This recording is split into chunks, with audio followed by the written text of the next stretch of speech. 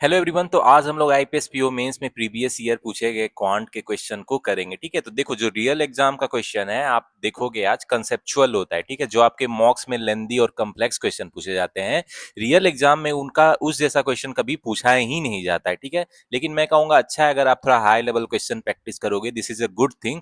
लेकिन कभी भी मॉक्स के या जो बहुत सारे टीचर आजकल लेंदी क्वेश्चन कम्प्लेक्स क्वेश्चन करा रहे हैं तो बच्चे उसमें फंसे रहते उलझे हुए रहते हैं। लेकिन जो आपका रियल एग्जाम लेवल क्वेश्चन है जो मैं करा रहा हूँ वही आपका एग्जाम में आता है भाई। जो IPS PO mains previous year है ये सारे क्वेश्चन आईपीएस पीओ मेंस में पूछे जा चुके हैं और ये रिसेंट ईयर की बात है। ठीक है, तो आपका जो 2026 में आईपीएस पीओ मेंस का लेवल रहेगा बिल्कुल यही रहेगा, क्योंकि ऐसा तो नहीं है कि भाई वो मतलब लास्ट ईयर से बहुत ज्यादा चेंज कर देंगे। ठीक है, सीट भी बढ़ गई है आपकी। ठीक है, तो कंपटीशन तो ज्यादा है ही लेकिन सीट बढ़ गई है, तो जो कट ऑफ है वो पिछले ईयर के आसपास रहेगा अगर पेपर का लेवल सेम रहेगा, या उससे जो है थोड़ा लेवल मतलब कट ऑफ कम ही जाएगा। ठीक है, लेकिन मेक श्योर आप अपना हाई लेवल जो है मेंस लेवल की प्रैक्टिस कंटिन्यू रखो। और ये वीडियो एसबीआई पीओ मेंस की जो प्रिपरेशन कर रहे हैं उनके लिए भी है। ठीक है, क्योंकि अब SBI PO mains IPS PO mains में इतना ज्यादा डिफरेंस रहा नहीं, जो पैटर्न है एग्जाम का मोर और लेस सेम है। ठीक है, एसबीआई पीओ मेंस लेवल थोड़ा सा ज्यादा हो सकता है high level compare to IPS PO mains, लेकिन मान के चल सकते हो अगर आप एक एग्जाम की तैयारी कर रहे हो तो दूसरे की भी चल रही है साथ साथ में। ठीक है, चलो गाइस जब हम लोग क्वेश्चन पे आते हैं तो ये जो क्वेश्चन है आपका, ये आपका टाइम स्पीड डिस्टेंस पे है। ठीक है, और इसमें ट्रेन के बारे में दिया है, एक तो ट्रेन का भी कॉन्सेप्ट आएगा। ठीक है, तो इसमें सबसे पहले हम लोग क्या करते हैं, अच्छे से डायरेक्शन पढ़ लेते हैं क्वेश्चन में क्या दिया गया है, उसके बाद क्वेश्चन को सॉल्व करते हैं। ठीक है, तो गाइस इसमें क्या कह रहा है, a train running between 4 station A B C D on Monday and Tuesday. तो एक ट्रेन है, ठीक है, वो ट्रेन किसके बीच चल रही है भाई, स्टेशन ए बी और सी डी। ठीक है, ए बी सी डी इसके बीच में ये ट्रेन चल रही है। ठीक है, ऑन मंडे एंड ट्यूसडे 2 दिन चलती है, मंडे को और कब चल रही है भाई, ट्यूसडे को चल रही है। ठीक है, तो आगे क्या दिया गया है, the average speed of train on Monday during whole journey is 50 kilometre per hour. अब जो है मंडे को जो है एवरेज स्पीड होल जर्नी के लिए मतलब ए से लेके डी तक जो जाती है टोटल जर्नी के लिए कितना है भाई, एवरेज स्पीड क्या है भाई, 50 किलोमीटर पर आवर। तो हम लोग इन्फॉर्मेशन नोट कर लेते हैं। और ट्यूसडे को क्या कह रहा है, an average speed of train on Tuesday during whole journey 62.5 kilometre per hour. तो ट्यूसडे को मेरा एवरेज स्पीड क्या है भाई, 62.5 किलोमीटर पर आवर। ठीक है, आगे क्या कह रहा है, on Monday train takes 1 hour less to cover distance between A and B. मतलब जो है मंडे को जो है ट्रेन कितना टाइम लेती है भाई, 1 आवर लेस लेती है, मतलब ट्यूसडे को जितना टाइम लेती है उससे 1 घंटे कम लेती है ए बी डिस्टेंस को कवर करने में, तो इसको लिख लिया। आगे क्या कह रहा है, and on Monday train takes 1 hour less to cover distance as compared to that on Tuesday. Train takes equal time to cover distance between B to C on both the given days. ठीक है, अब B से C distance cover करने में Monday को जितना time लगाती है ट्रेन, ट्यूसडे को भी मेरा उतना ही टाइम लगता है, तो इसको भी नोट कर लेते हैं। कह रहा है while train takes 3 hour more to cover distance between C and D as compare to that on Tuesday. मतलब ट्यूज जो है आपका सी और डी डिस्टेंस कवर करने में जो है मंडे को जितना टाइम लेती है वो 3 आवर ज्यादा है जितना ट्यूसडे को लेती है। ठीक है, तो इसको लिख लेते हैं हम लोग। ठीक है, अब कह रहा है the distance between A and B is 40% less than that of between C and D. तो गाइज देखो, मान लेते हैं कि distance between C and D जो है इसको 100x मान लेते हैं। ठीक है, तो क्या कह रहा है मेरा कि डिस्टेंस बिटवीन जो आपका ए एंड बी है 40% लेस है, तो ये कितना हो जाएगा, 60x हो जाएगा ना। ठीक है, और क्या कह रहा है, the distance between B and C is 50% more than that between A and B. तो ए एंड बी के बीच 60x है तो इससे 50% ज्यादा है, तो यानी कितना हो गया, इसका 3/2 हो गया, तो ये कितना हो गया 30x, ये हो गया आपको 90x। मतलब बी और सी के बीच का डिस्टेंस कितना है, 90x है, तो एक वेरिएबल में ले आया मैंने। ठीक है, अब क्या कह रहा है, और भी देखो नोट में कह रहा है there is not any halt और stoppage from station A to D. मतलब ए से डी के बीच में कोई स्टॉपेज नहीं है। ठीक है, मतलब ट्रेन जो है कंटिन्यूअस चल रही है A to B to C to D. ठीक है, कहीं रुकती नहीं है। तो गाइज देखो अब हम लोग क्या करेंगे, अब हम लोग कोशिश करेंगे कि ये जो इन्फॉर्मेशन दिया गया है उससे एक्स का वैल्यू निकाल लें। ठीक है, तो हमको क्या दिया गया है भाई, तो गाइज देखो मेरा क्या दिया गया है, मंडे को जो है मेरा टोटल ड्यूरेशन में एवरेज स्पीड क्या है भाई, 50 किलोमीटर पर आवर है ना, इसको यूज करते हैं। देखो मंडे को मेरा क्या है, मंडे को जो मेरा एवरेज स्पीड है वो कितना दिया गया है, 50 किलोमीटर पर आवर। ठीक है, 50 किलोमीटर पर आवर है। तो एवरेज स्पीड क्या होता है भाई, टोटल डिस्टेंस होता है ना, तो इस केस में टोटल डिस्टेंस मेरा क्या है, 60x plus 90x plus 100x है, यही है ना टोटल डिस्टेंस। और टोटल टाइम कितना लेती है, तो गाइज यहाँ पे जो मेरा एवरेज स्पीड है क्या हो जाएगा, total distance by total time taken, यही हो जाएगा ना, total time taken. Total time taken का मतलब क्या हो गया, मतलब जो है ए से बी, बी से सी और सी से डी जाने में जितना टोटल टाइम लगेगा। ठीक है, तो टाइम के बारे में मेरा इन्फॉर्मेशन यहाँ पे दिया गया, इसको यूज कर लेते हैं। ठीक है, तो गाइज मान लेते हैं let time taken by train, मतलब ट्रेन को कितना टाइम लगता है, ट्रेन ऑन मंडे, मंडे को जो है ए बी डिस्टेंस कवर करने, मतलब ए टू बी डिस्टेंस कवर करने में मंडे को मान लेते हैं इसको टी आवर्स लगती है। ठीक है, तो अब क्वेश्चन के हिसाब से क्या कह रहा है, time taken by train on Tuesday क्या हो जाएगा भाई, ट्यूसडे क्या हो जाएगा, ए से बी डिस्टेंस कवर करने में कितना हो जाएगा, ए टू बी डिस्टेंस कवर करने में T+1 आवर होगा ना, क्योंकि जो है ये आपको क्वेश्चन में दिया गया है। ठीक है, यहाँ पे जो दिया गया है इन्फॉर्मेशन इसको लिख लेते हैं। ठीक है, इसको कर लिया। अब मान लेते हैं टाइम टेकन बाय ट्रेन जो है ऑन मंडे। अब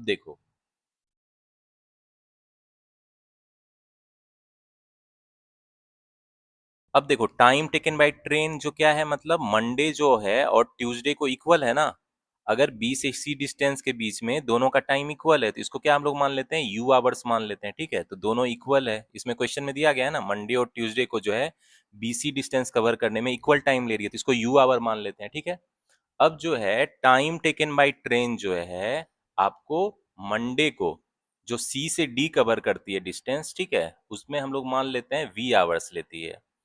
तो जो है आपको ट्यूसडे को कितना लेगी भाई, सी से डी डिस्टेंस कवर करने में ट्यूसडे को कितना लेगी, क्वेश्चन में दिया गया है ना, वो कितना है भाई, देखो 3 घंटा मंडे ज्यादा ले रही है, तो यानी ये कितना हो जाएगा, ट्यूसडे V-3 आवर्स हो जाएगा ना, क्योंकि मंडे को 3 आवर ज्यादा ले रही है। ठीक है, सी टू डी डिस्टेंस कवर करने में।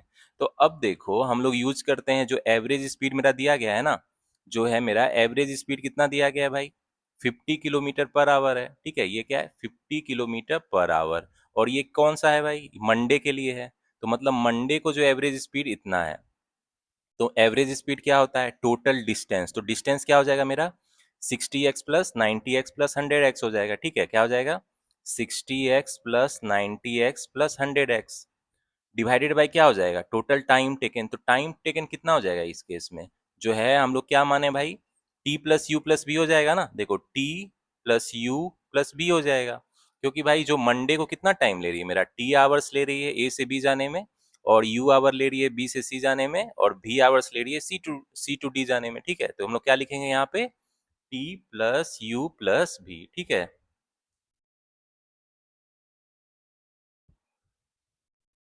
तो गाइज अब यहां से देखो कि अब हम लोग क्या लिखेंगे, इसको 50 किलोमीटर पर आवर है, और ऊपर में क्या हो जाएगा, ये आपको 250x हो गया। ठीक है, 250x हो गया, और टी प्लस यू प्लस भी हम लोग को निकल जाएगा एक्स के टर्म में, टी प्लस यू प्लस भी हम लोग ऐसे ही लिख लेते हैं। तो टी प्लस यू प्लस भी कितना हो गया, टोटल टाइम टेकन जो है, जो मंडे को लेती है, कितना लेती है भाई टोटल टाइम, ये हो जाएगा आपको 5x हो जाएगा। ठीक है, तो इसको हम लोग क्या करेंगे, इक्वेशन 1 मान लेते हैं। ठीक है, इसको इक्वेशन 1 मान लेते हैं। अब हम लोग यूज करेंगे जो मेरा दिया गया ट्यूसडे को मेरा एवरेज स्पीड क्या है भाई, 62.5 किलोमीटर पर आवर है ना, ये तो क्वेश्चन में दिया गया है। तो ट्यूसडे को फिर से एवरेज स्पीड क्या हो जाएगा, टोटल डिस्टेंस, तो टोटल डिस्टेंस कितना है, 250x है ना, डिवाइडेड बाय क्या हो जाएगा, टोटल टाइम टेकन। अब देखो ट्यूसडे को कितना टाइम ले रही है भाई, ए से बी में T+1, तो गाइस बी से सी में कितना ले रही है, यू आवर ही ले रही है, क्योंकि मंडे और ट्यूसडे दोनों को सेम ले रही है। ठीक है, तो हम लोग क्या लिखेंगे यहाँ पे, T+1 प्लस यू, और जो है सी डी को कितने कवर करने में ले रही है, V-3 आवर ले रही है। ठीक है, तो ये क्या लिखेंगे, V-3, इसीलिए यहाँ से मेरा 62.5 किलोमीटर पर आवर क्या हो जाएगा, 250x डिवाइडेड बाय क्या हो जाएगा, T plus U plus V-2 हो जाएगा। ठीक है, तो गाइज देखो अब हम लोग को पता है ना कि यहाँ t plus U plus B equation 1 से कितना है, 5x है, तो इसको हम लोग लिख देते हैं यहाँ पे। ठीक है, तो यहाँ क्या लिख लेंगे, 250x टोटल डिस्टेंस और t plus U plus B का वैल्यू सब्स्टिट्यूट कर देते हैं, तो 5x-2 हो जाएगा। ठीक है, तो अब देखो इसको हम लोग क्या लिख सकते हैं, 62.5 है, तो इसको हम लोग क्या लिख सकते हैं, इसको आप लिख सकते हो ना 125/2। कैलकुलेशन ईजी रहेगा, इसीलिए इसको ऐसे लिख लेते हैं। तो अब देखो फटाफट x का वैल्यू निकाल लो यहाँ से, कितना हो जाएगा आपको, ये 2 से चला गया ना, तो यानी 4x जो है ये कितना हो जाएगा, 5x माइनस 2 हो जाएगा, इसीलिए x का वैल्यू यहाँ से कितना आ गया, 2 आ गया। देखो अब x का वैल्यू 2 आ गया, तो अब हमको ये पता चल गया ना, ऊपर जाओ, कि ये जो ए बी डिस्टेंस है कितना है, 120 है, ये कितना है 180 है, और ये कितना है आपको 200 है, और टोटल डिस्टेंस कितना है आपको ए से डी के बीच में 500 है। ठीक है, तो इसको हमको पता चल गया। ठीक है, तो गाइज देखो अब हम लोग क्या करेंगे, क्वेश्चन पे आते हैं। अब क्वेश्चन में जो इन्फॉर्मेशन दिया गया है उसको हम लोग यूज करके बचे हुए सॉल्व कर लेते हैं। ठीक है, तो गाइस जितना इन्फॉर्मेशन मुझे दिया गया था उसको यूज करके हमने निकाल लिया कि ए से बी के बीच का डिस्टेंस कितना है, बी से सी और सी से डी के बीच का डिस्टेंस कितना है। अब जो क्वेश्चन में इन्फॉर्मेशन दिया गया उसको यूज करके उसको सॉल्व करेंगे। तो पहले क्वेश्चन पे आते हैं, क्या बोल रहा है भाई, find the total time taken by train to cover distance from A to D on Tuesday. देखो ए से डी जो है 500, टोटल ए से डी के बीच का डिस्टेंस कितना है मेरा भाई, डिस्टेंस कितना है हमको 500 किलोमीटर, ये तो पता है ना। अब देखो कि जो है आपका क्या बोल रहा है, ट्यूसडे को ये कितना टाइम ले रही है भाई ट्रेन, ट्यूसडे को कितना टाइम लेती है। तो गाइज ऊपर जाके आप देखोगे तो ट्यूसडे को कितना टाइम ले रही है, यहाँ देखो टी प्लस यू प्लस भी माइनस टू ले रही है ना। तो ये कितना है भाई, टी प्लस यू प्लस भी माइनस टू ले रही है, जो हम लोग कितना निकाले थे भाई, 5x माइनस टू था। ठीक है, अब x का वैल्यू यहाँ पे कितना है, 2 है ना, तो इसको सब्स्टिट्यूट कर दो तो कितना हो जाएगा, 10 माइनस 2 8, मतलब 8 घंटे ले रही है भाई। ठीक है, तो कह रहा है find the total time taken by train to cover distance from A से डी। तो ए से डी जो है ये आपका टोटल डिस्टेंस कवर करने में ट्रेन कितना ले रही है भाई, 8 आवर्स ले रही है। ठीक है, 8 आवर्स ले रही है ये डिस्टेंस को कवर करने में, 500 किलोमीटर को। तो इसमें क्या हो जाएगा मेरा, B will be the answer. अब आते हैं गाइस नेक्स्ट क्वेश्चन में, कह रहा है find the difference between the distance from station A to B and from station C to D. तो ए से बी का डिस्टेंस क्या भाई 120 है, ठीक है, और सी से डी का कितना है 200 है, दोनों का डिफरेंस कितना हो जाएगा आपको 80 किलोमीटर हो जाएगा ना। तो इसमें क्या हो जाएगा मेरा आंसर, इसमें हो जाएगा सी विल बी द आंसर। तो देख रहे हो क्वेश्चन कितना इजीली बन रहा है, और ये कंसेप्चुअल क्वेश्चन मतलब आपको मजा आता होगा सॉल्व करने में। हमको क्या करना था भाई, बस डिस्टेंस निकालना था ए से बी, बी से सी, सी से डी के बीच का, जो इन्फॉर्मेशन आपको दिया गया था। ठीक है, उसके बाद देख रहे हो क्वेश्चन आपको कुछ ही सेकंड में सॉल्व हो जाएंगे। ठीक है, इसके नेक्स्ट क्वेश्चन को भी देख लेते हैं। तो गाइस इसके नेक्स्ट क्वेश्चन में आते हैं, इसमें कह रहा है on Monday speed of train between station B to C is 50% more than speed of train between C to D. तो देखो सी टू डी के बीच का जो स्पीड है इसको मान लेते हैं 2s है, ठीक है, 2s किलोमीटर पर आवर है।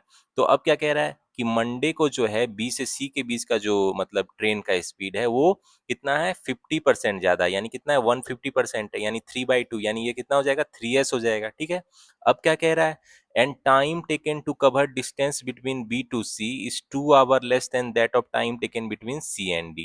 तो जैसे C and D के बीच में मान लो आपको, इसमें मान लो, अगर इसमें मान लो अगर x आवर लग रहा है तो इसमें कितना लग रहा है भाई x+2 लगेगा, क्योंकि BC जो है वो 2 घंटा कम है जितना C और D का लगता है टाइम। ठीक है, तो टाइम लग रहा है ये इतना, इसको नोट कर लिया, और ये क्या है स्पीड है ट्रेन का। ठीक है, तो और क्या दिया गया है भाई क्वेश्चन में देख लेते हैं।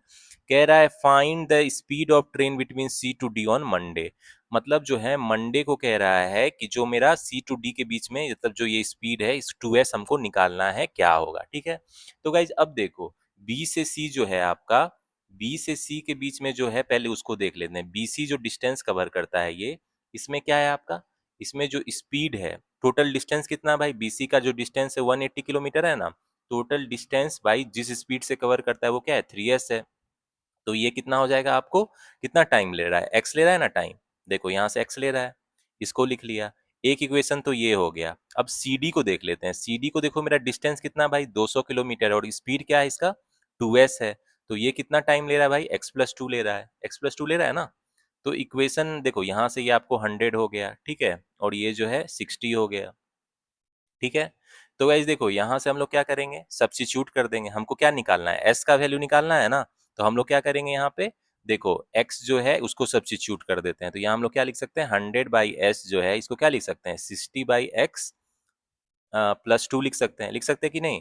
अब देखो इसको क्या लिख सकते हैं हम लोग 40/s जो है ये 2 हो गया, यानी s जो है कितना आ गया मेरा 20 आ गया।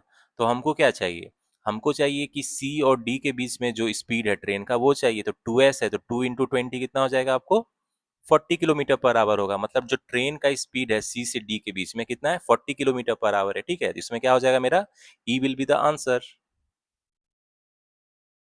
तो गाइज अब आते हैं डाटा सफिशिएंसी का। आपका क्वेश्चन है, 3 स्टेटमेंट वाला है और SICI है, सिंपल इंटरेस्ट कंपाउंड इंटरेस्ट पे बेस है। तो इस तरह के जो क्वेश्चन है आपको इस बार के IPS PO मेंस में बिल्कुल आ सकते हैं। ठीक है, तो अच्छे से प्रैक्टिस कर लेना डाटा सफिशिएंसी 3 स्टेटमेंट वाले, खासकर जो सिंपल इंटरेस्ट कंपाउंड इंटरेस्ट बहुत इंपॉर्टेंट टॉपिक है, तो इस पे आने के हायर चांसेस है आपके। ठीक है, और ये SBI PO मेंस में भी इस बार डाटा सफिशिएंसी 3 स्टेटमेंट वाला आ सकता है। तो इस क्वेश्चन को देखते हैं, इसमें कह रहा है scheme A offer R% per annum rate of interest on compound annually and find the value of R. अब मेरा स्कीम ए दिया हुआ है। ठीक है, स्कीम ए क्या है भाई, ये जो है रेट ऑफ इंटरेस्ट आर है, R% पर एनम, और कंपाउंड इंटरेस्ट पे ये इन्वेस्ट कर रहा है। कह रहा है find the value of R, rate of interest का वैल्यू किस स्टेटमेंट से निकलेगा ये निकालना है। तो स्टेटमेंट 1 में क्या दिया गया है, if interest received on ₹2/5p, मतलब जो 2/5p आपका क्या हो गया, प्रिंसिपल। इस पे इंटरेस्ट रिसीव है, कौन सा, सिंपल इंटरेस्ट है 11 साल के लिए, तो 11 साल के लिए इस पे सिंपल इंटरेस्ट, और रेट परसेंट क्या है भाई, R/4% पर एनम। ठीक है, तो ये जो है किसके बराबर, is half of when ₹p invested in scheme A for 2 year. तो जो ऊपर वाला स्कीम ए है, इसको अगर 2 साल के लिए इन्वेस्ट करे तो उसके हाफ के बराबर है। तो भाई इस पे सिंपल इंटरेस्ट कितना हो जाएगा, देखो ये है आपका क्या, प्रिंसिपल, रेट क्या है, R/4 है। ठीक है, टाइम कितना है, 11 है, डिवाइडेड बाई 100, ये हो गया ना सिंपल इंटरेस्ट। तो ये तो इसमें आपको कोई कंफ्यूजन नहीं होगी, ये कह रहा है हाफ है जितना उसी जो आपको स्कीम ए में इन्वेस्ट किया जाता है।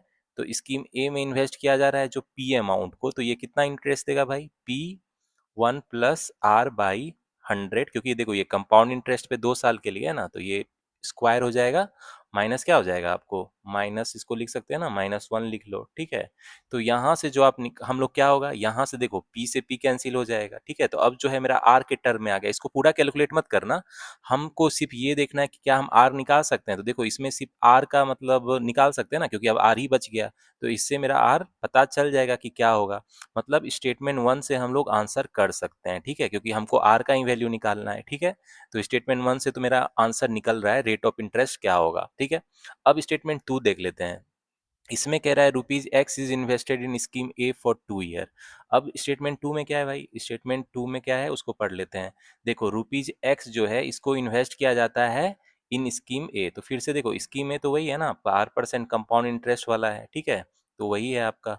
तो इसमें कह रहा है ₹X is invest in scheme A for 2 year, कितने टाइम के लिए इन्वेस्ट किया जा रहा है, 2 साल के लिए किया जा रहा है। ठीक है, और क्या दिया हुआ है भाई इसमें स्टेटमेंट 2 में, एन अमाउंटेड टू ₹3600, मतलब ये 3600 हो जाता है। तो अमाउंट कितना हो जाता है, 3600। तो कंपाउंड इंटरेस्ट पे कितना होता है, फॉर्मूला लगा दो, अमाउंट कितना हो जाता है, 1 + R/100 का क्या हो जाएगा, स्क्वायर हो जाएगा। ठीक है, तो हमको एक इक्वेशन ये है। अब आगे क्या दिया गया है, ₹16/25x is invested at rate of R-10% on compound interest annually for 2 years, then amount is 1936।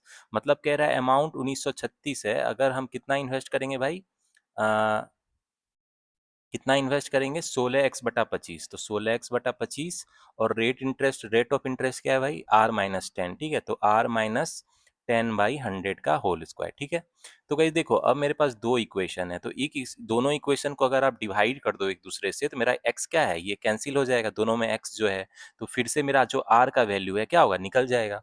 मतलब क्या होगा कि स्टेटमेंट 2 से भी हम लोग r का वैल्यू निकाल सकते हैं। तो स्टेटमेंट 2 भी सफिशियंट है टू आंसर द क्वेश्चन। ठीक है, अब स्टेटमेंट थ्री को देख लेते हैं। इसमें कह रहा है when ₹Q invested in scheme A for 2 years and 3 years, then difference between interest is 1152। ठीक है, तो अब क्या कह रहा है भाई, स्टेटमेंट 3 में क्या कह रहा है, when ₹Q is invested in scheme में, तो स्कीम में तो आपको पता है कंपाउंड इंटरेस्ट है आपको, और कंपाउंड इंटरेस्ट से इन्वेस्ट हो रहा है। ठीक है, तो देखोगे इसमें तो Q इन्वेस्ट स्कीम में फॉर 2 ईयर एंड 3 ईयर, तो ₹Q इन्वेस्ट है, तो कंपाउंड इंटरेस्ट आपका क्या हो जाएगा भाई, देखो कंपाउंड इंटरेस्ट क्या हो जाएगा, देखो Q 1 + R/100 का स्क्वायर -1, ये हो जाएगा। ठीक है, और एक बार और दूसरा कंपाउंड इंटरेस्ट क्या हो जाएगा आपका, एक और जो कंपाउंड इंटरेस्ट है, चलो इसको n मान लेते हैं।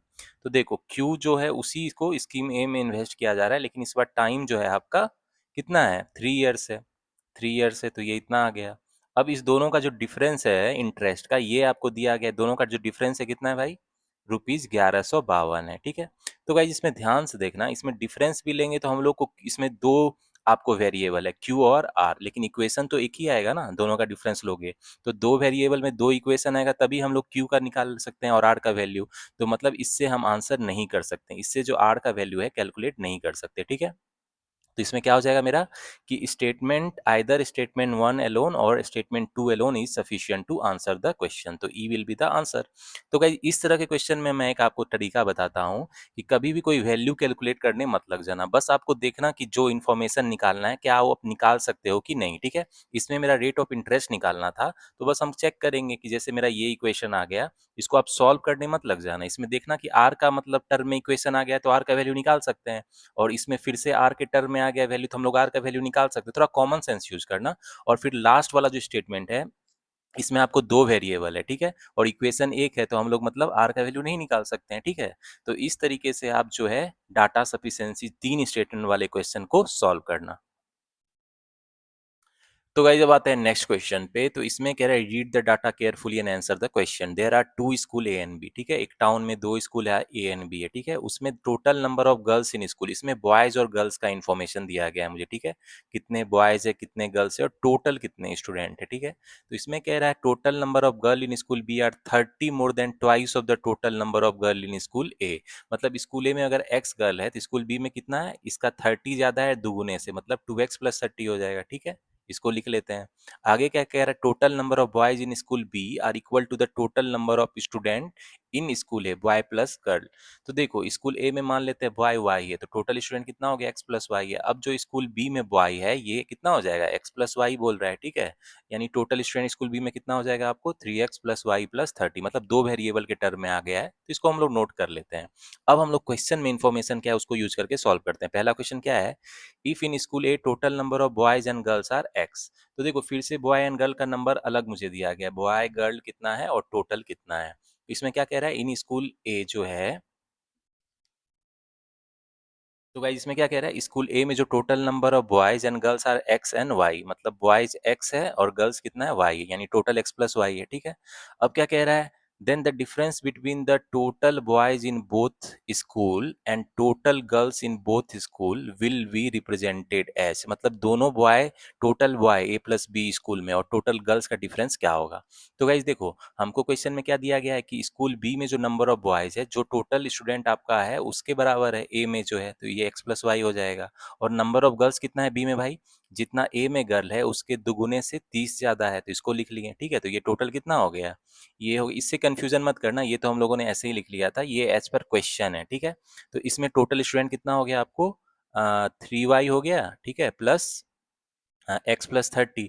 तो अब हमको बोल रहा है कि टोटल बॉय यहाँ कितना हो गया, 2x प्लस वाई, और टोटल गर्ल कितना है 3y प्लस 30। तो कह रहा है टोटल बॉय और टोटल गर्ल में डिफरेंस क्या होगा ये पूछ रहा है। तो डिफरेंस, तो गाइस जब हमको चाहिए दोनों के बीच का डिफरेंस, अब टोटल बॉय कितना है 2x प्लस वाई है, ठीक है, और टोटल गर्ल कितना है आपका 3y प्लस 30 है, तो दोनों के बीच का डिफरेंस कितना हो जाएगा, देखो कितना हो जाएगा 2x माइनस 2y माइनस 30, यही हो जाएगा ना। देखो इसमें कौन सा ऑप्शन हो जाएगा आपको, ए हो जाएगा, ए विल बी द आंसर। अब आता है इसके नेक्स्ट क्वेश्चन पे। इसमें कह रहा है if total student in school B is 180 less than the twice of total school student in school A, मतलब टोटल स्टूडेंट जो स्कूल बी में है, तो बी में कितना टोटल स्टूडेंट है भाई, 3x plus Y plus 30। Start में जो हम लोगों ने एक्स और वाई के टर्म में लिखा था उसको यूज करते हैं। ये 180 कम है, 180 कम है twice of total student in school ए।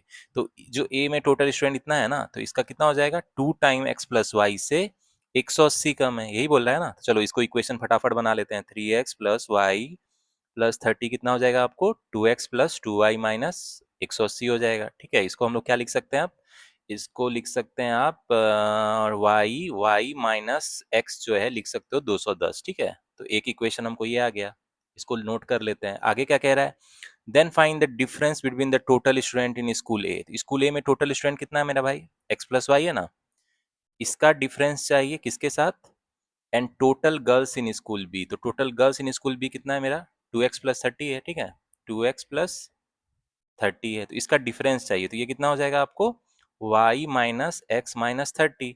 अब देखो y माइनस एक्स का वैल्यू तो हमको इक्वेशन वन से पता है ना, कितना है 210 है, 210 माइनस 30 कितना हो गया आपको 180 हो जाएगा, ठीक है, 180 आंसर हो जाएगा। तो इसमें क्या हो जाएगा मेरा, नन ऑफ दिस, 180 तो कहीं भी नहीं है, तो E will be the answer.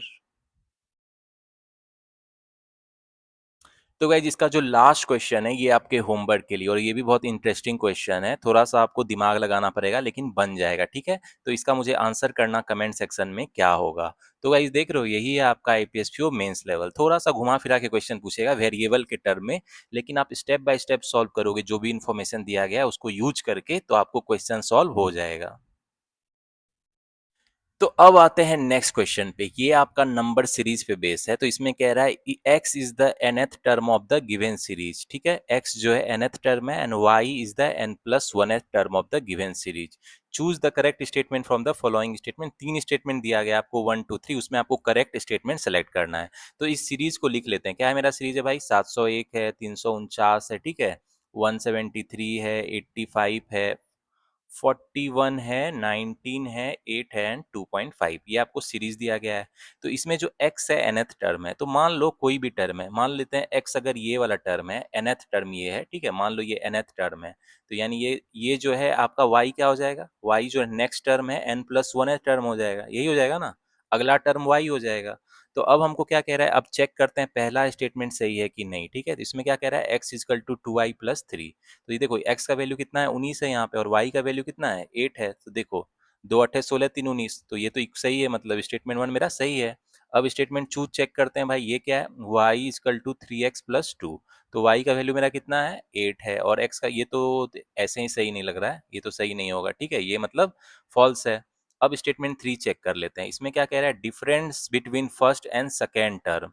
तो फर्स्ट और सेकेंड टर्म का जो डिफरेंस क्या है मेरा भाई, ये जो है, चलो 19 और 8 का डिफरेंस क्या है आपको, 11 है ना। ये क्या है, कह रहा है is difference between, is twice of the difference between second and third term. तो सेकेंड और थर्ड टर्म का डिफरेंस क्या है मेरा, ये है आपको कितना है, 8 - 2.5 कितना हो जाएगा भाई, 5.5 हो जाएगा ना। इसका दुगुना है, तो हाँ बिल्कुल है भाई। तो ये मतलब स्टेटमेंट 3 मेरा क्या है, सही है। तो इसमें क्या हो जाएगा मेरा, स्टेटमेंट 1 और स्टेटमेंट 3 मेरा सही आ रहा है, स्टेटमेंट 2 फॉल्स है। तो क्या हो जाएगा मेरा, only 1 and 3 is correct statement, A will be the answer.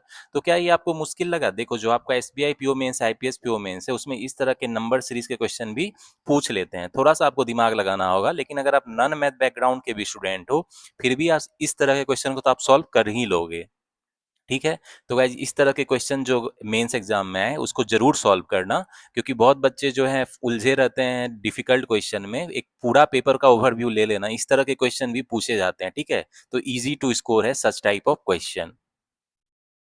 तो गाइस अब आते हैं नेक्स्ट क्वेश्चन। फिर से आपका नंबर सीरीज पे है क्वेश्चन। इसमें कह रहा है in the following question A series is given in which one term is wrong. एक टर्म रॉन्ग है, with which another series started, मतलब वो जो रॉन्ग टर्म नंबर है उससे एक दूसरा सीरीज स्टार्ट होता है। तो you have to find the wrong term. हमको रॉन्ग टर्म ढूंढना है, क्या है, in the given series. Then starting from, उससे जो नया सीरीज बनेगा उसका फोर्थ टर्म हमको ढूंढना है, क्या होगा। तो देख रहे हो, थोड़ा घुमा फिरा के पूछा जाता है, लेकिन हम लोग बना लेंगे। हम लोग क्या करेंगे, सबसे पहले देखते हैं कि इसमें रॉन्ग नंबर कौन है, उसको आइडेंटिफाई कर लेते हैं। तो देखते हैं भाई, ये सीरीज को सबसे पहले हम लोग लिख लेते हैं, ठीक है। तो गाइज देखो, अब जो है मुझे देखते ही लग रहा है, देखो ये क्या चल रहा है, इंटू 3 + 3 है, ये इंटू 4 + 4 है, ठीक है, और ये क्या है, इंटू 5 + 5 है, इंटू 6 + 6 है, इस तरह का सीरीज चल रहा है। तो यहाँ इंटू 2 + 2 होना चाहिए था, यानी यहाँ पे 2 होना चाहिए था, तभी तो ये सेटिस्फाई करता ना। फिर इंटू 1 + 1 2 हो जाता, ठीक है। तो मतलब मेरा रॉन्ग नंबर क्या है भाई, 3 है। अब ये 3 से एक सीरीज स्टार्ट हो रहा है जो सेम पैटर्न फॉलो कर रहा है, मतलब क्या, 3 × 1 + 1 कितना हो जाएगा, 4, इंटू 2 + 2 कितना हो जाएगा, 10, इंटू 3 + 3 कितना हो जाएगा आपको, 33, ठीक है। तो इस तरह चल रहा है। तो हम आगे ज्यादा नहीं बढ़ेंगे, हमको फोर्थ टर्म चाहिए। तो फोर्थ टर्म मिल गया ना, 33 है। तो इसमें क्या हो जाएगा, D will be the answer. तो गाइज क्या ये आपको मुश्किल क्वेश्चन लगा? और ये आपको आईपीएस पीओ मेंस एग्जाम में प्रीवियस ईयर में पूछा गया था, ठीक है। तो देख रहे हो बच्चे, आप लोग कम्प्लेक्स क्वेश्चन सॉल्व करते हो, लेंथी क्वेश्चन सॉल्व कर रहे हो, और रियल एग्जाम में आपको इस लेवल का क्वेश्चन आ रहा है, ठीक है, कंसेप्चुअल क्वेश्चन आ रहा है। नंबर सीरीज के अगर आपके मतलब बहुत सारे क्वेश्चन प्रैक्टिस किए हैं, पैटर्न पकड़ना आपको आता है रॉन्ग नंबर का, तो इस क्वेश्चन को आप इजीली सॉल्व कर लोगे। और कितना टाइम में सॉल्व कर लोगे भाई, ये क्वेश्चन को सॉल्व करने में आपको कितना लगेगा, मैक्सिमम आई थिंक 1 मिनट लगेगा, ठीक है। 1 मिनट में आप इस क्वेश्चन को सॉल्व कर सकते हो, और ये मेंस लेवल का क्वेश्चन है, ठीक है। तो इस तरह के क्वेश्चन आपको आईपीएस पीओ मेंस में भी पूछे जाते हैं और एसबीआई पीओ मेंस में भी, ठीक है। तो इस तरह के क्वेश्चन को बी सेलेक्टिव होकर सॉल्व जरूर करना, बहुत ईजी टू स्कोर करना है इस क्वेश्चंस में, ठीक है। तो गाइस जब आता है नेक्स्ट क्वेश्चन पे, ये भी आपका नंबर सीरीज पे बेस है, ठीक है। तो देख रहे हो नंबर सीरीज के भी अच्छे खासे क्वेश्चन मेंस में भी आजकल पूछे जा रहे हैं। इस बार के SBI PO mains, IPS PO mains में भी आपको नंबर सीरीज जो है पूछा जा सकता है। मॉडरेट लेवल रहेगा थोड़ा, मतलब घुमा फिरा के पूछेगा, लेकिन इजीली बन जाएगा आपको। तो इस क्वेश्चन में क्या है पढ़ लेते हैं। कह रहा है सीरीज 1 दिया गया है, सीरीज 2 दिया गया है, दो नंबर सीरीज मुझे दिया गया है। पहला क्वेश्चन में क्या कह रहा है, wrong term of series 1 is the nearest square of which of the given term. मतलब सीरीज 1 में मेरा जो रॉन्ग नंबर है भाई, तो उसको सीरीज 1 को लिखते हैं क्या है, 8 है, 9 है, 15 है, 25 है, 42 है, 68 है, 105 है। तो सबसे पहले ढूंढते हैं इसमें रॉन्ग नंबर क्या है भाई। तो हम लोग क्या करेंगे, डिफरेंस लेते हैं पहले। तो 1 है, 6 है, 10 है, 17 है, और ये कितना है 26 है, और ये कितना है 37 है, ठीक है। तो अभी कुछ नहीं पता चल रहा है, एक बार और डिफरेंस लेते हैं। 5 है, 4 है, 7 है, ये कितना है 7 है, ये कितना है 9 है, और ये 11 है। तो गाइस देख रहे हो सीरीज पकड़ में आ गया मुझे। 7 9 11 चल रहा है, ऐसे चल रहा है, मतलब यहाँ पे 5 होना चाहिए था, यहाँ 3 होना चाहिए था, ठीक है। तो मतलब क्या हो गया, यहाँ पे मेरा कितना होना चाहिए था, 10 होता तभी तो, यहाँ पे 5 होता तभी मेरा सही रहता। तो यहाँ 10 होना चाहिए था, तो 9 मेरा क्या है, रॉन्ग नंबर है। तो इसमें कह रहा है 9 which is the nearest square, मतलब 9 का जो नियरेस्ट स्क्वायर है क्या है भाई। नियरेस्ट किस नंबर का ये स्क्वायर है, 3 का स्क्वायर है ना, मतलब 3 होना चाहिए आंसर मेरा। Nearest square of which of the given term, तो यहाँ 3 में तो कोई नहीं है, तो मेरा क्या हो जाएगा, none of this will be the answer, ठीक है। अब आते हैं इसके नेक्स्ट क्वेश्चन में। इसमें कह रहा है if wrong term is series 2 is an. अब एक दूसरा सीरीज आपको दिया गया है, क्या है भाई दूसरा सीरीज आपको, ये है 60 है, 180 है, ठीक है, 450 है, 900 है, 1350 है, 1380 है, और क्या है 675 है। तो ये सीरीज 2 है। तो इसमें जो रॉन्ग नंबर है वो एन है। तो एन हम ढूंढते हैं भाई, रॉन्ग नंबर कौन सा है। तो देखो, ये तो देखोगे तो ये नियरली 3 टाइम है, ठीक है। ये जो है नियरली 2.5 टाइम है, ये नियरली 2 टाइम है। अब हमको देखो सीरीज पता चल गया, पैटर्न पता चल गया। तो ये इंटू 1.5 टाइम है, सही है। तो ये इंटू 1 टाइम होना चाहिए था, मतलब यहाँ 1350 होना चाहिए था ना। तो रॉन्ग नंबर 1380 है मेरा भाई। तो क्वेश्चन में कह रहा है ये जो रॉन्ग नंबर है ये n है, तो n 1380 है। अब कह रहा है then which statement is true about n by 3+1। n by 3+1 क्या हो जाएगा भाई, लिख लेते हैं। n बाई 30+1 कितना हो जाएगा, इसको लिखो। तो ये n यानी 1380, 1380/30+1, तो ये कितना हो जाएगा, 3 चौके 12, एक 3 चौके 18, 46+1 कितना हो गया, 47 हो गया, ठीक है। तो कह रहा है which of the which statement is true about n by 30+1।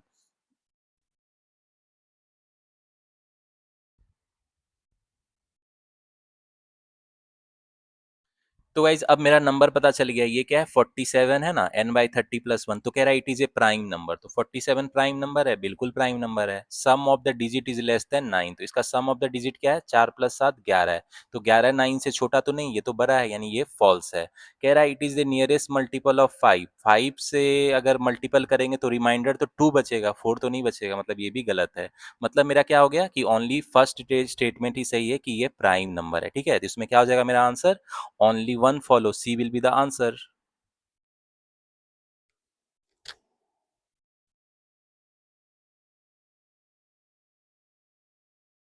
तो गाइस अब आते हैं टेबुलर डीआई है आपका, इसके क्वेश्चन को पढ़ते हैं। इसमें कह रहा है table given below shows percentage of total literate population, मतलब शिक्षित लोगों का जनसंख्या जो है 5 village A B C D में दिया गया है। उसमें जो है आपको दिया गया 5 विलेज है, उसमें परसेंटेज ऑफ लिटरेट पॉपुलेशन कितना लोग शिक्षित है उतना परसेंट दिया गया है। अब उसमें मेल लिटरेट कितना है ये दिया गया है, ठीक है। और क्या दिया गया है, male illiterate out of total illiterate, मतलब मेल जो अशिक्षित मेल है उसका परसेंटेज दिया गया है, और टोटल फीमेल का एब्सोल्यूट वैल्यू दिया गया है, ठीक है। तो इसको यूज करके हमको क्वेश्चन सॉल्व कर रहा है। और नोट में कह रहा है N A means some values are missing. अब देखो एन ए है, मतलब ये वैल्यू नहीं दिया गया है, तो इसको हमको कैलकुलेशन करना है अगर जरूरत पड़े तो, ठीक है गाइज। तो देखो गाइज विलेज ए में जो है, मान लेते हैं विलेज ए में जो है टोटल पॉपुलेशन 100x मान लेते हैं, ठीक है। इसको मान लेते हैं ये आपका टोटल पॉपुलेशन है, मतलब जनसंख्या है ए विलेज का। तो इसमें क्या कह रहा है 75% लिटरेट है, मतलब इसका जो है 75x लोग है वो शिक्षित है, लिटरेट है। इसको लिख लेते हैं। तो मतलब बचा हुआ जो 25x से क्या होगा, अशिक्षित होगा, इलिटरेट हो जाएगा। तो इसको इधर लिख लेते हैं। अब क्या कह रहा है, इसमें क्या कह रहा है कि 1050 मेल लिटरेट है, मतलब इसमें जो मेल और फीमेल है ये निकालना है। तो इसमें जो 1050 है मेल वो शिक्षित है, तो मतलब कितना हो जाएगा आपको ये 75x माइनस 1050 जो फीमेल है वो अशिक्षित होगी, क्योंकि टोटल का सम कितना आना चाहिए 75x। ठीक है, अब मेल इलिटरेट का परसेंटेज दिया गया मुझे कितना भाई, 40% जो है अशिक्षित मेल है, यानी 2:3 हो जाएगा ना, 40-60 2:3। तो ये टोटल कितना है 25x है, तो यानी कितना हो जाएगा ये 10x और ये 15x। ठीक है, अब मुझे क्या दिया गया है, टोटल फीमेल लिटरेट पर इलिटरेट 750 है, तो टोटल फीमेल कितना है भाई, देखो ये प्लस ये है ना, 75x माइनस 1050 प्लस 15x मेरा कितना दिया गया है, 750 दिया गया है, तो यानी 90x यहाँ से कितना दिया गया है, 1800 दिया गया है, यानी x का वैल्यू कितना हो जाएगा 20। तो देखो अब हमको पता चल गया ना कि विलेज ए का टोटल पॉपुलेशन कितना था, 2000 था, उसमें शिक्षित लोग कितने थे, 1500 थे, उसमें अशिक्षित लोग कितने थे भाई, 500 थे। ठीक है, अब उसमें मेल 1050 है, तो फीमेल कितने शिक्षित है, 450, और मेल फीमेल अशिक्षित कितने हैं भाई, 200 और 300। ठीक है, तो इसको हम लोग क्या करेंगे, लिख लेते हैं यहाँ पे, एक जगह लिख लेंगे इसको कि विलेज मेरा क्या है, ए है। ठीक है, इसमें जो है लिटरेट लोग कितने हैं, लिटरेट मेल और फीमेल इसका इंफॉर्मेशन, और इलिटरेट जो है मेल एंड फीमेल इसका इंफॉर्मेशन लिख लेते हैं। तो विलेज ए का टोटल पॉपुलेशन कितना निकला, 2000। अब उसमें मेल जो शिक्षित है वो कितना है, 1050, फीमेल जो शिक्षित है 450, और मेल जो इलिटरेट है 200, और ये 300 आ गया। ठीक है, तो गाइस इसी तरह हम लोग देखो बी का नहीं कर सकते ना, क्योंकि इसमें जो है टोटल फीमेल नहीं पता है, सी में भी नहीं पता है, डी में भी नहीं पता है, तो इसको छोड़ देते हैं। क्वेश्चन में इन्फॉर्मेशन अगर दिया रहेगा तब इसको कैलकुलेट करेंगे, लेकिन विलेज ई में मुझे सारी चीजें पता है, तो इसका हम लोग कैलकुलेट कर लेते हैं। तो विलेज ई का देखोगे तो टोटल मान लेते हैं इसका पॉपुलेशन 100 वाई है। ठीक है, ये है इसका टोटल पॉपुलेशन। ठीक है, अब उसमें कह रहा है 85% जो क्या है भाई, कह रहा है ना 85% क्या है, लिटरेट है, तो 85% लिटरेट है, तो इसको लिख लेते हैं। 25% क्या है, 85% क्या है, लिटरेट है, तो बचा हुआ जो है 15% क्या हो जाएगा, इलिटरेट हो जाएगा ना, इलिटरेट हो जाएगा। तो यानी क्या हो गया, ये 85 वाई है मेरा लिटरेट, और 15 वाई है मेरा क्या, इलिटरेट। ठीक है, अब इसमें देखते हैं मेल और फीमेल का क्या सीन है। इसमें 1530 मेल लिटरेट है। ठीक है, तो मेल फीमेल का लिख लेते हैं। मेल 1530 शिक्षित है, तो यानी फीमेल कितना हो जाएगी भाई, 85 वाई माइनस 1530, क्योंकि टोटल सम 85 वाई आना चाहिए। अब इलिटरेट का देखते हैं, इलिटरेट में क्या दिया गया है, परसेंटेज दिया गया, मेल 60% है, मतलब 60:40 कितना हो गया, 3:2 हो गया, तो ये 5 यानी 3 यानी ये 9 वाई, और 6 वाई मेरा इलिटरेट का आ गया नंबर। अब कह रहा है टोटल फीमेल 1746 है, लिटरेट प्लस इलिटरेट, तो टोटल फीमेल यानी ये प्लस सम दिया गया मुझे 85 वाई माइनस 1530 प्लस 6 वाई, मुझे कितना दिया गया है 1746। ठीक है, तो यहाँ से फटाफट कैलकुलेट करो, 91 वाई कितना हो जाएगा, 1530 इधर ऐड कर दो, तो ये कितना हो गया 6 7 3276, ये कितना हो गया 3276, यानी वाई का वैल्यू कितना हो जाएगा, 3 का 3, 3×27, और ये हो गया 53, 546, यानी 6 से, यानी 36 आ गया वाई का वैल्यू। तो अब हमको पता चल गया ना कि विलेज जो है ए का, ई का टोटल पॉपुलेशन कितना है, 3600 है। ठीक है, अब मुझे देखो थोड़ा कॉमन सेंस यूज करना, इसमें ये 85:15 है रेशियो, तो मतलब कितना हो गया 17:3 बोल सकते हैं ना। अब ये टोटल कितना है 3600 है, यानी 180 का क्या है, मतलब 20, 180 का है, तो ये 540 हो जाएगा, और ये कितना हो जाएगा, बचा हुआ हो जाएगा, यानी ये कितना हो जाएगा 3060 हो जाएगा ना, तभी तो 3105 3600 हो जाएगा। मतलब मुझे पता चल गया कि कितना उसमें लिटरेट है और कितना इलिटरेट है। ठीक है, तो विलेज ई का लिख लेते हैं, यहाँ टोटल पॉपुलेशन कितना है 3600 है। अब देखो उसमें जो मेल है 1530 लिटरेट है 1530, और टोटल कितना है आपको 3060 है, तो ये कितना हो जाएगा, फीमेल भी 1530 होगी ना।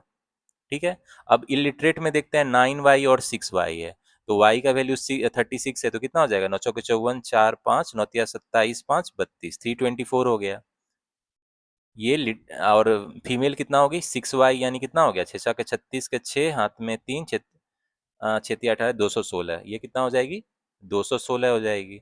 तो देखो विलेज ए और ई में हमको पता चल गया लिटरेट इलिटरेट का पॉपुलेशन कितना है, उसमें मेल फीमेल कितना है। बाकी जो है उसमें मुझे इन्फॉर्मेशन क्वेश्चन में जो दिया रहेगा उसको यूज करके कलेक्ट करेंगे। अब क्वेश्चन पे आते हैं, उसके इन्फॉर्मेशन को यूज करके उसको सॉल्व करते हैं। तो भाई जब क्वेश्चन पे आते हैं, हमने जो इन्फॉर्मेशन दिया गया था उससे डाटा कलेक्ट कर लिया। अब जो क्वेश्चन में इन्फॉर्मेशन है उसको यूज करके सॉल्व करेंगे। कह रहा है find the total population of village E. तो विलेज ई का टोटल पॉपुलेशन तो ऑलरेडी निकाल चुके हैं, 3600 है, तो क्या हो जाएगा मेरा, B will be the answer. Next question में क्या कह रहा है, find the difference between total male and total female population of village A. तो विलेज ए में मेल कितना है, 1050 प्लस 200 है, यानी कितना है, 1250 है। और फीमेल कितना है, 450 और 300, यानी कितना है, 750 है। दोनों का डिफरेंस कितना हो जाएगा, 500 हो जाएगा। ठीक है, इसमें क्या हो जाएगा मेरा, C will be the answer. Next question में कह रहा है find the ratio between total male population to total female population in village B. तो विलेज बी में गाइस देखो, फिर से हम लोग देख लेते हैं विलेज बी में क्या सीन है मेरा। विलेज बी में मान लो टोटल पॉपुलेशन 100 जेड है, ठीक है, उसमें जो है 72% क्या है आपको लिटरेट है, तो कितना हो गया, 72 जेड मेरा क्या हो जाएगा, ये हो जाएगा आपको लिटरेट है, इसको लिटरेट लिख लेते हैं। और यानी 28 जेड जो है वो क्या है, इलिटरेट हो जाएगा। ठीक है, इसको लिख लेते हैं फटाफट। अब क्या कह रहा है, 75% मेल लिटरेट है, मेल इज टू फीमेल का रेशियो पता चल जाएगा, 75:25, यानी कितना हो गया आपको, 3:1 हो गया। ठीक है, 3:1 है, यानी 4:18, यानी ये 54 जेड हो गया, और ये कितना हो गया, 18 जेड हो गया। अब देखो इसमें और क्या दिया गया है, 75% मेल इलिटरेट है, मेल फीमेल का इलिटरेट वाला भी दिया गया है, कितना है, ये भी 75% ही है, यानी 3:1 ही है, तो 4 कितना हो जाएगा, 7, यानी ये 21 जेड प्लस कितना हो गया, 7 जेड हो जाएगा।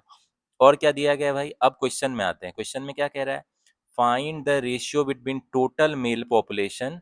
टोटल मेल पॉपुलेशन कितना है भाई, 54 जेड प्लस 21 जेड, कितना हो जाएगा ये, 75 जेड हो जाएगा। हमको रेशियो चाहिए तो हमको वेरिएबल की चिंता नहीं करनी है, वो कैंसिल आउट हो जाएगा। और टोटल फीमेल पॉपुलेशन कितना है, 18 जेड प्लस 7 जेड, यानी 25 जेड है। ठीक है, तो ये रेशियो कितना हो जाएगा, जेड से जेड कट गया, 3:1 हो जाएगा। ठीक है, तो इसमें क्या हो जाएगा मेरा, B will be the answer. तो गाइज इसका जो ये क्वेश्चन है आपके होमवर्क के लिए, इसका आंसर मुझे बताना कमेंट सेक्शन में क्या होगा। और मैंने थोड़ा चैलेंजिंग क्वेश्चन आपको दिया है, ठीक है, तो इसका मुझे आंसर बताना कमेंट सेक्शन में क्या होगा।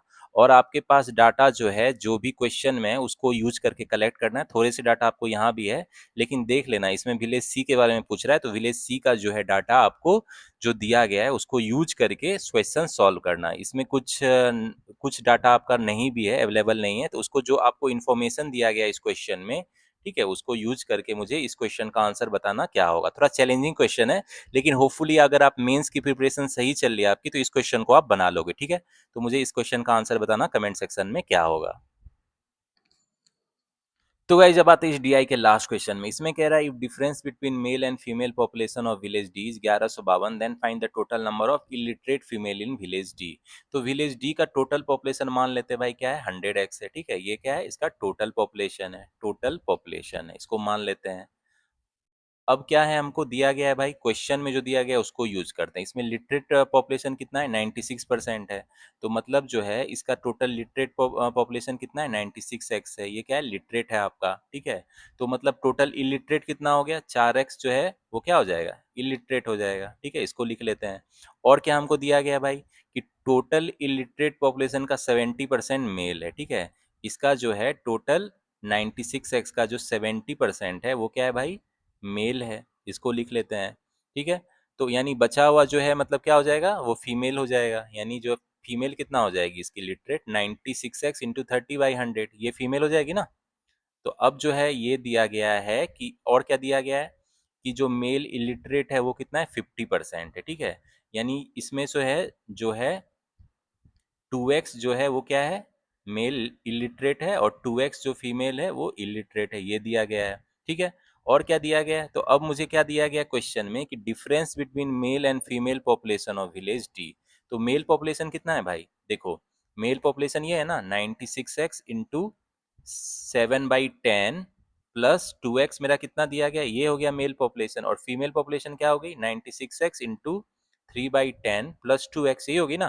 तो इस दोनों का डिफरेंस कितना दिया गया मुझे, 1152। ठीक है, तो यहाँ से हम लोग क्या करेंगे, एक्स का वैल्यू निकालेंगे। तो यहाँ से जो एक्स का वैल्यू आप निकालोगे तो ये आपको आ जाएगा 30। ठीक है, तो हमको क्या पूछ रहा है, find the total number of illiterate female in village D. तो इलिटरेट फीमेल 2x है ना, तो यानी कितना हो जाएगा, 2 × 30 यानी 60 हो जाएगा, तो 60 विल बी द आंसर।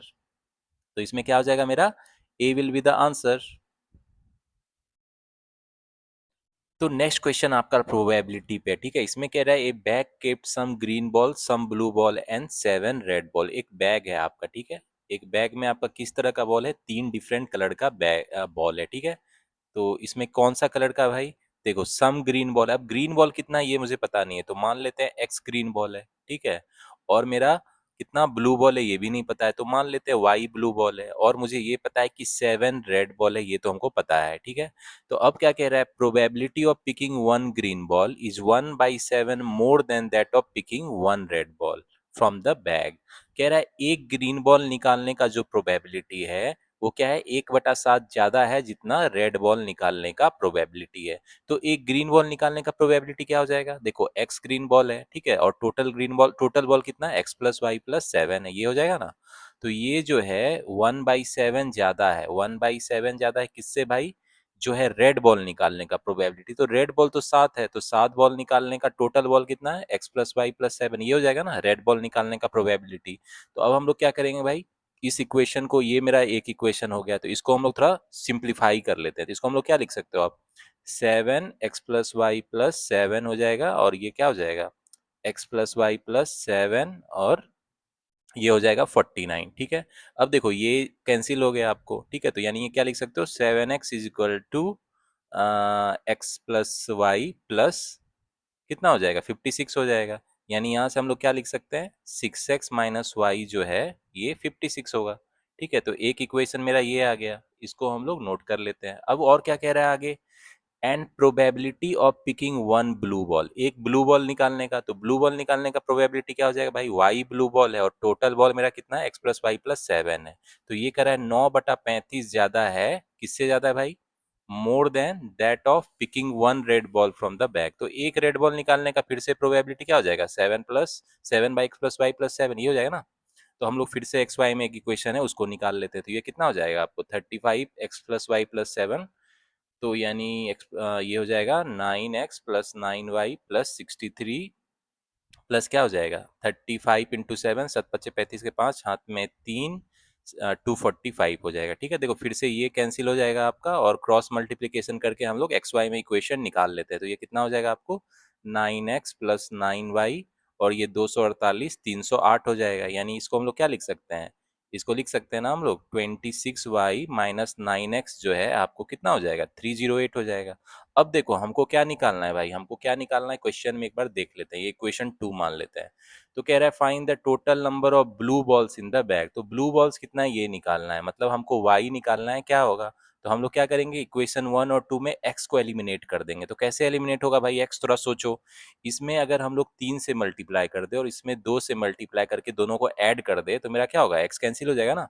तो पहला इक्वेशन क्या हो जाएगा? 18x - 3y = 168। और दूसरा इक्वेशन क्या हो जाएगा आपको? 52y - 18x = 616 हो जाएगा, ठीक है। इसको लिख लेते हैं। अब क्या करेंगे? दोनों को ऐड कर देते हैं। तो ये कितना हो जाएगा आपको?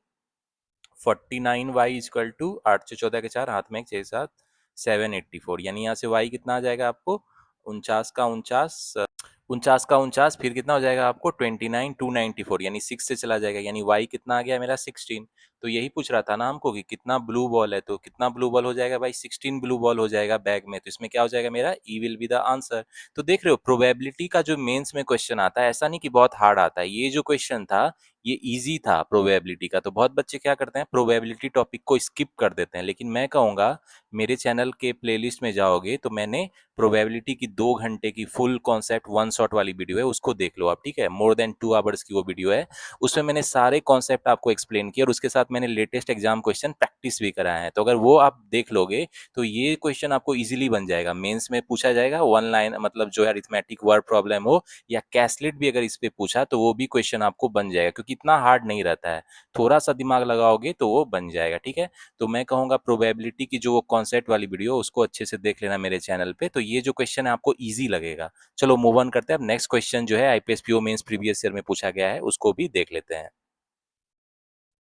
तो गाइस आते हैं आप नेक्स्ट क्वेश्चन पे। ये आपका एजेस पे बेस्ड क्वेश्चन, इसमें रेशियो प्रोपोर्शन का भी कॉन्सेप्ट यूज हुआ है। तो इसमें क्या कह रहा है? Aman born 3 years after marriage of his parents, ठीक है। अमन का जो जन्म होता है 3 साल बाद होता है उसके पेरेंट्स के मैरिज के, ठीक है।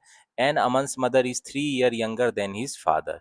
तो देखो अमन है, उसकी मदर है, और उसके फादर है, ठीक है, 3 लोग हैं। अब क्या है भाई, जो अमन की मॉम है वो उसकी डैड का अगर मान लेते हैं एज एक्स ईयर है प्रेजेंट, तो मॉम उसकी 3 साल उसके डैड से कम एज है उनकी, तो वो लिख लिया। अब क्या है, at present Aman is 20 year younger than his mother. अभी जो प्रेजेंट एज है अमन की वो 20 साल कम में है उस अपने मदर के, यानी प्रेजेंट एज इसकी कितनी हो जाएगी, x-23 हो जाएगी, मॉम से 20 साल उसकी एज कम है।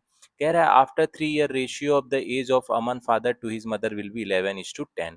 तो 3 साल बाद मदर की एज कितनी हो जाएगी x, और डैड का एज कितना हो जाएगा x+3। तो रेशियो दिया गया है डैड का एज और मदर का एज 3 साल बाद कितना है भाई, रेशियो की 11:10 है, तो x का वैल्यू निकाल लेते हैं, यहाँ से कितना हो जाएगा 10x+30 = 11x, यानी यहाँ से x का वैल्यू कितना आ गया 30 आ गया, ठीक है।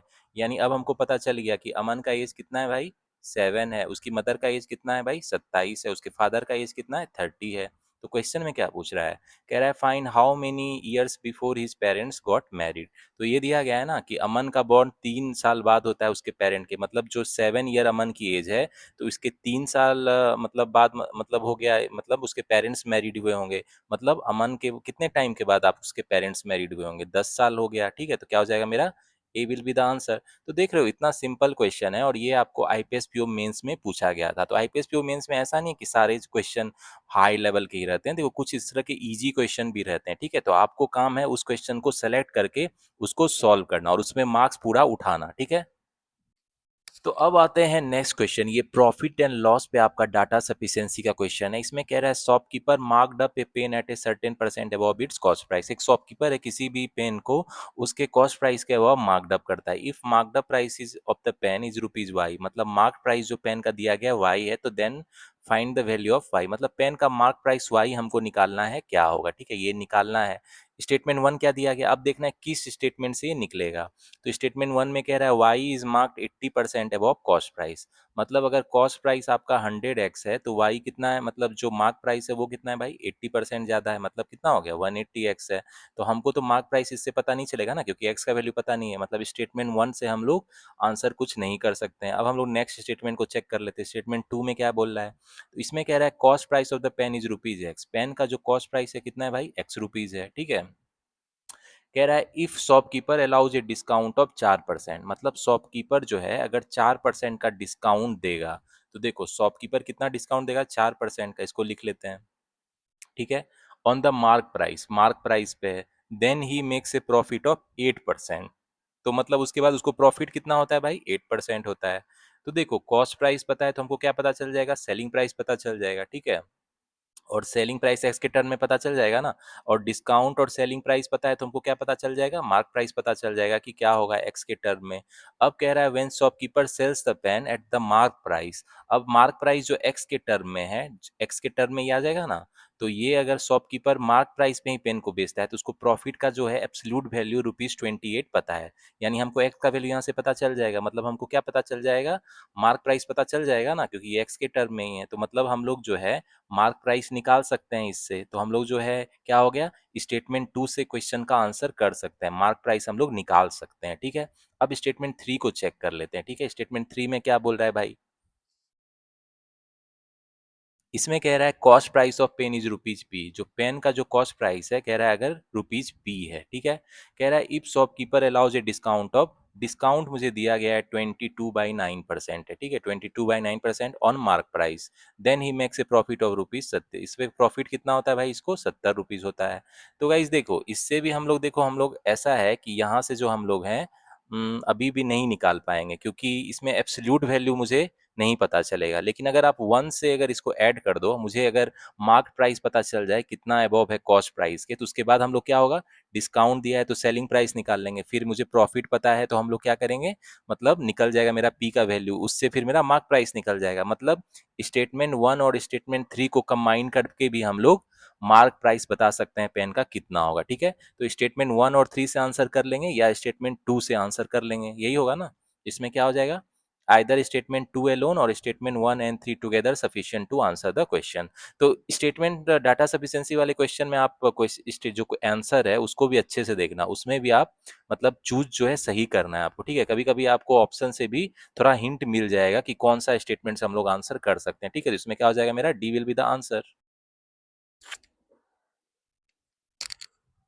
तो गाइस अब आते हैं नेक्स्ट क्वेश्चन पे और ये बहुत इंटरेस्टिंग क्वेश्चन है, आपको मजा आएगा इसमें। इसमें कह रहा है man is going shop from his home, एक जो आदमी है दुकान जा रहा है अपने घर से, with the speed of dash kilometre per our. ये मिसिंग है, स्पीड कितना है ये मुझे पता नहीं है, तो यहाँ पता नहीं है। And time taken to reach the shop by him is dash hour, फिर कितना टाइम में ये मतलब दुकान पहुंचता है ये भी नहीं पता है। कह रहा है after reaching there he purchases cylindrical jar of certain height having capacity equal to 83,259 centimetre. मतलब क्या है, वो दुकान पहुंचने के बाद एक सिलिंड्रिकल वेसल खरीदता है, ठीक है। तो राइट सर्कुलर सिलेंडर इस तरह का शेप होता है, ये बना लेते हैं। तो उसका कैपेसिटी दिया गया है, तो कैपेसिटी मतलब क्या हो गया, उसका जो वॉल्यूम है वो मुझे दिया गया है, क्या है, मान लो ये हाइट है h और ये है इसका रेडियस। तो इसका जो है वॉल्यूम कितना दिया गया है भाई, कैपेसिटी मतलब वॉल्यूम 83,259 सेंटीमीटर क्यूब, ठीक है, ये दिया गया है। और आगे क्या कह रहा है क्वेश्चन में, उसको हम लोग पढ़ लेते हैं। आगे क्या कह रहा है भाई, कह रहा है the man also purchases a conical vessel whose capacity is 1/27 of the cylindrical jar. ये जो मैन है एक कॉनिकल वेसल भी खरीदता है, तो कॉनिकल वेसल जो इस तरह का शेप का है ये भी ये खरीद लेता है, ठीक है। इसको लिख लेते हैं, इसका मान लो रेडियस कैपिटल आर है और जो है हाइट इसका कैपिटल एच है, ठीक है।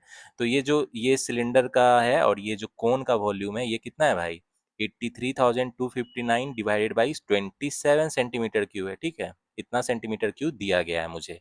अब क्या कह रहा है, and height of conical vessel is 14 centimetre, height कितना है इसका 14 सेंटीमीटर दिया गया है। अब कह रहा है height of conical vessel is 4 time of the height of cylindrical jar. मतलब जो कॉनिकल वेसल एच है इसका जो हाइट है 4 टाइम है, मतलब जो आपके हाइट है सिलिंड्रिकल जार का, तो मतलब हाइट इसका कितना हो जाएगा, सिलिंड्रिकल जार है उसका हाइट h/4 यानी 7/2 हो जाएगा, ठीक है। 7/2 यानी ये जो है 7/2 हो गया, ठीक है, इसको लिख लिया। तो कह रहा है find the ratio of the radius of cylindrical jar to the radius of conical vessel, दोनों का जो रेडियस है आपको small R divided by capital R का मुझे चाहिए रेशियो क्या होगा। तो गाइस देख रहे हो ये मेंस में क्वेश्चन है भाई, इतना इजी क्वेश्चन पूछ रहा है। हमको क्या पता है भाई, वॉल्यूम का रेशियो हमको पता है ना। देखो वॉल्यूम जो सिलिंड्रिकल जाल का है भी है और जो कोनिकल वेसल का कितना है V/27 है। तो सिलेंडर का वॉल्यूम क्या होता है, पाई होता है, ठीक है। और क्या होता है R²H होता है, और कोन का क्या होता है 1/3 पाई R²H, ठीक है। दोनों का रेडियस और हाइट जो है स्मॉल और कैपिटल में ले लिया जिससे आपको कंफ्यूजन नहीं हो, ठीक है। तो गाइज यहाँ पे हमको पता है ना, ये जो हाइट है स्मॉल हाइट मतलब सिलिंड्रिकल का हाइट कितना है 7/2 है, और जो है आपका कोन का हाइट कितना है वो तो क्वेश्चन में दिया गया 14 है, ठीक है।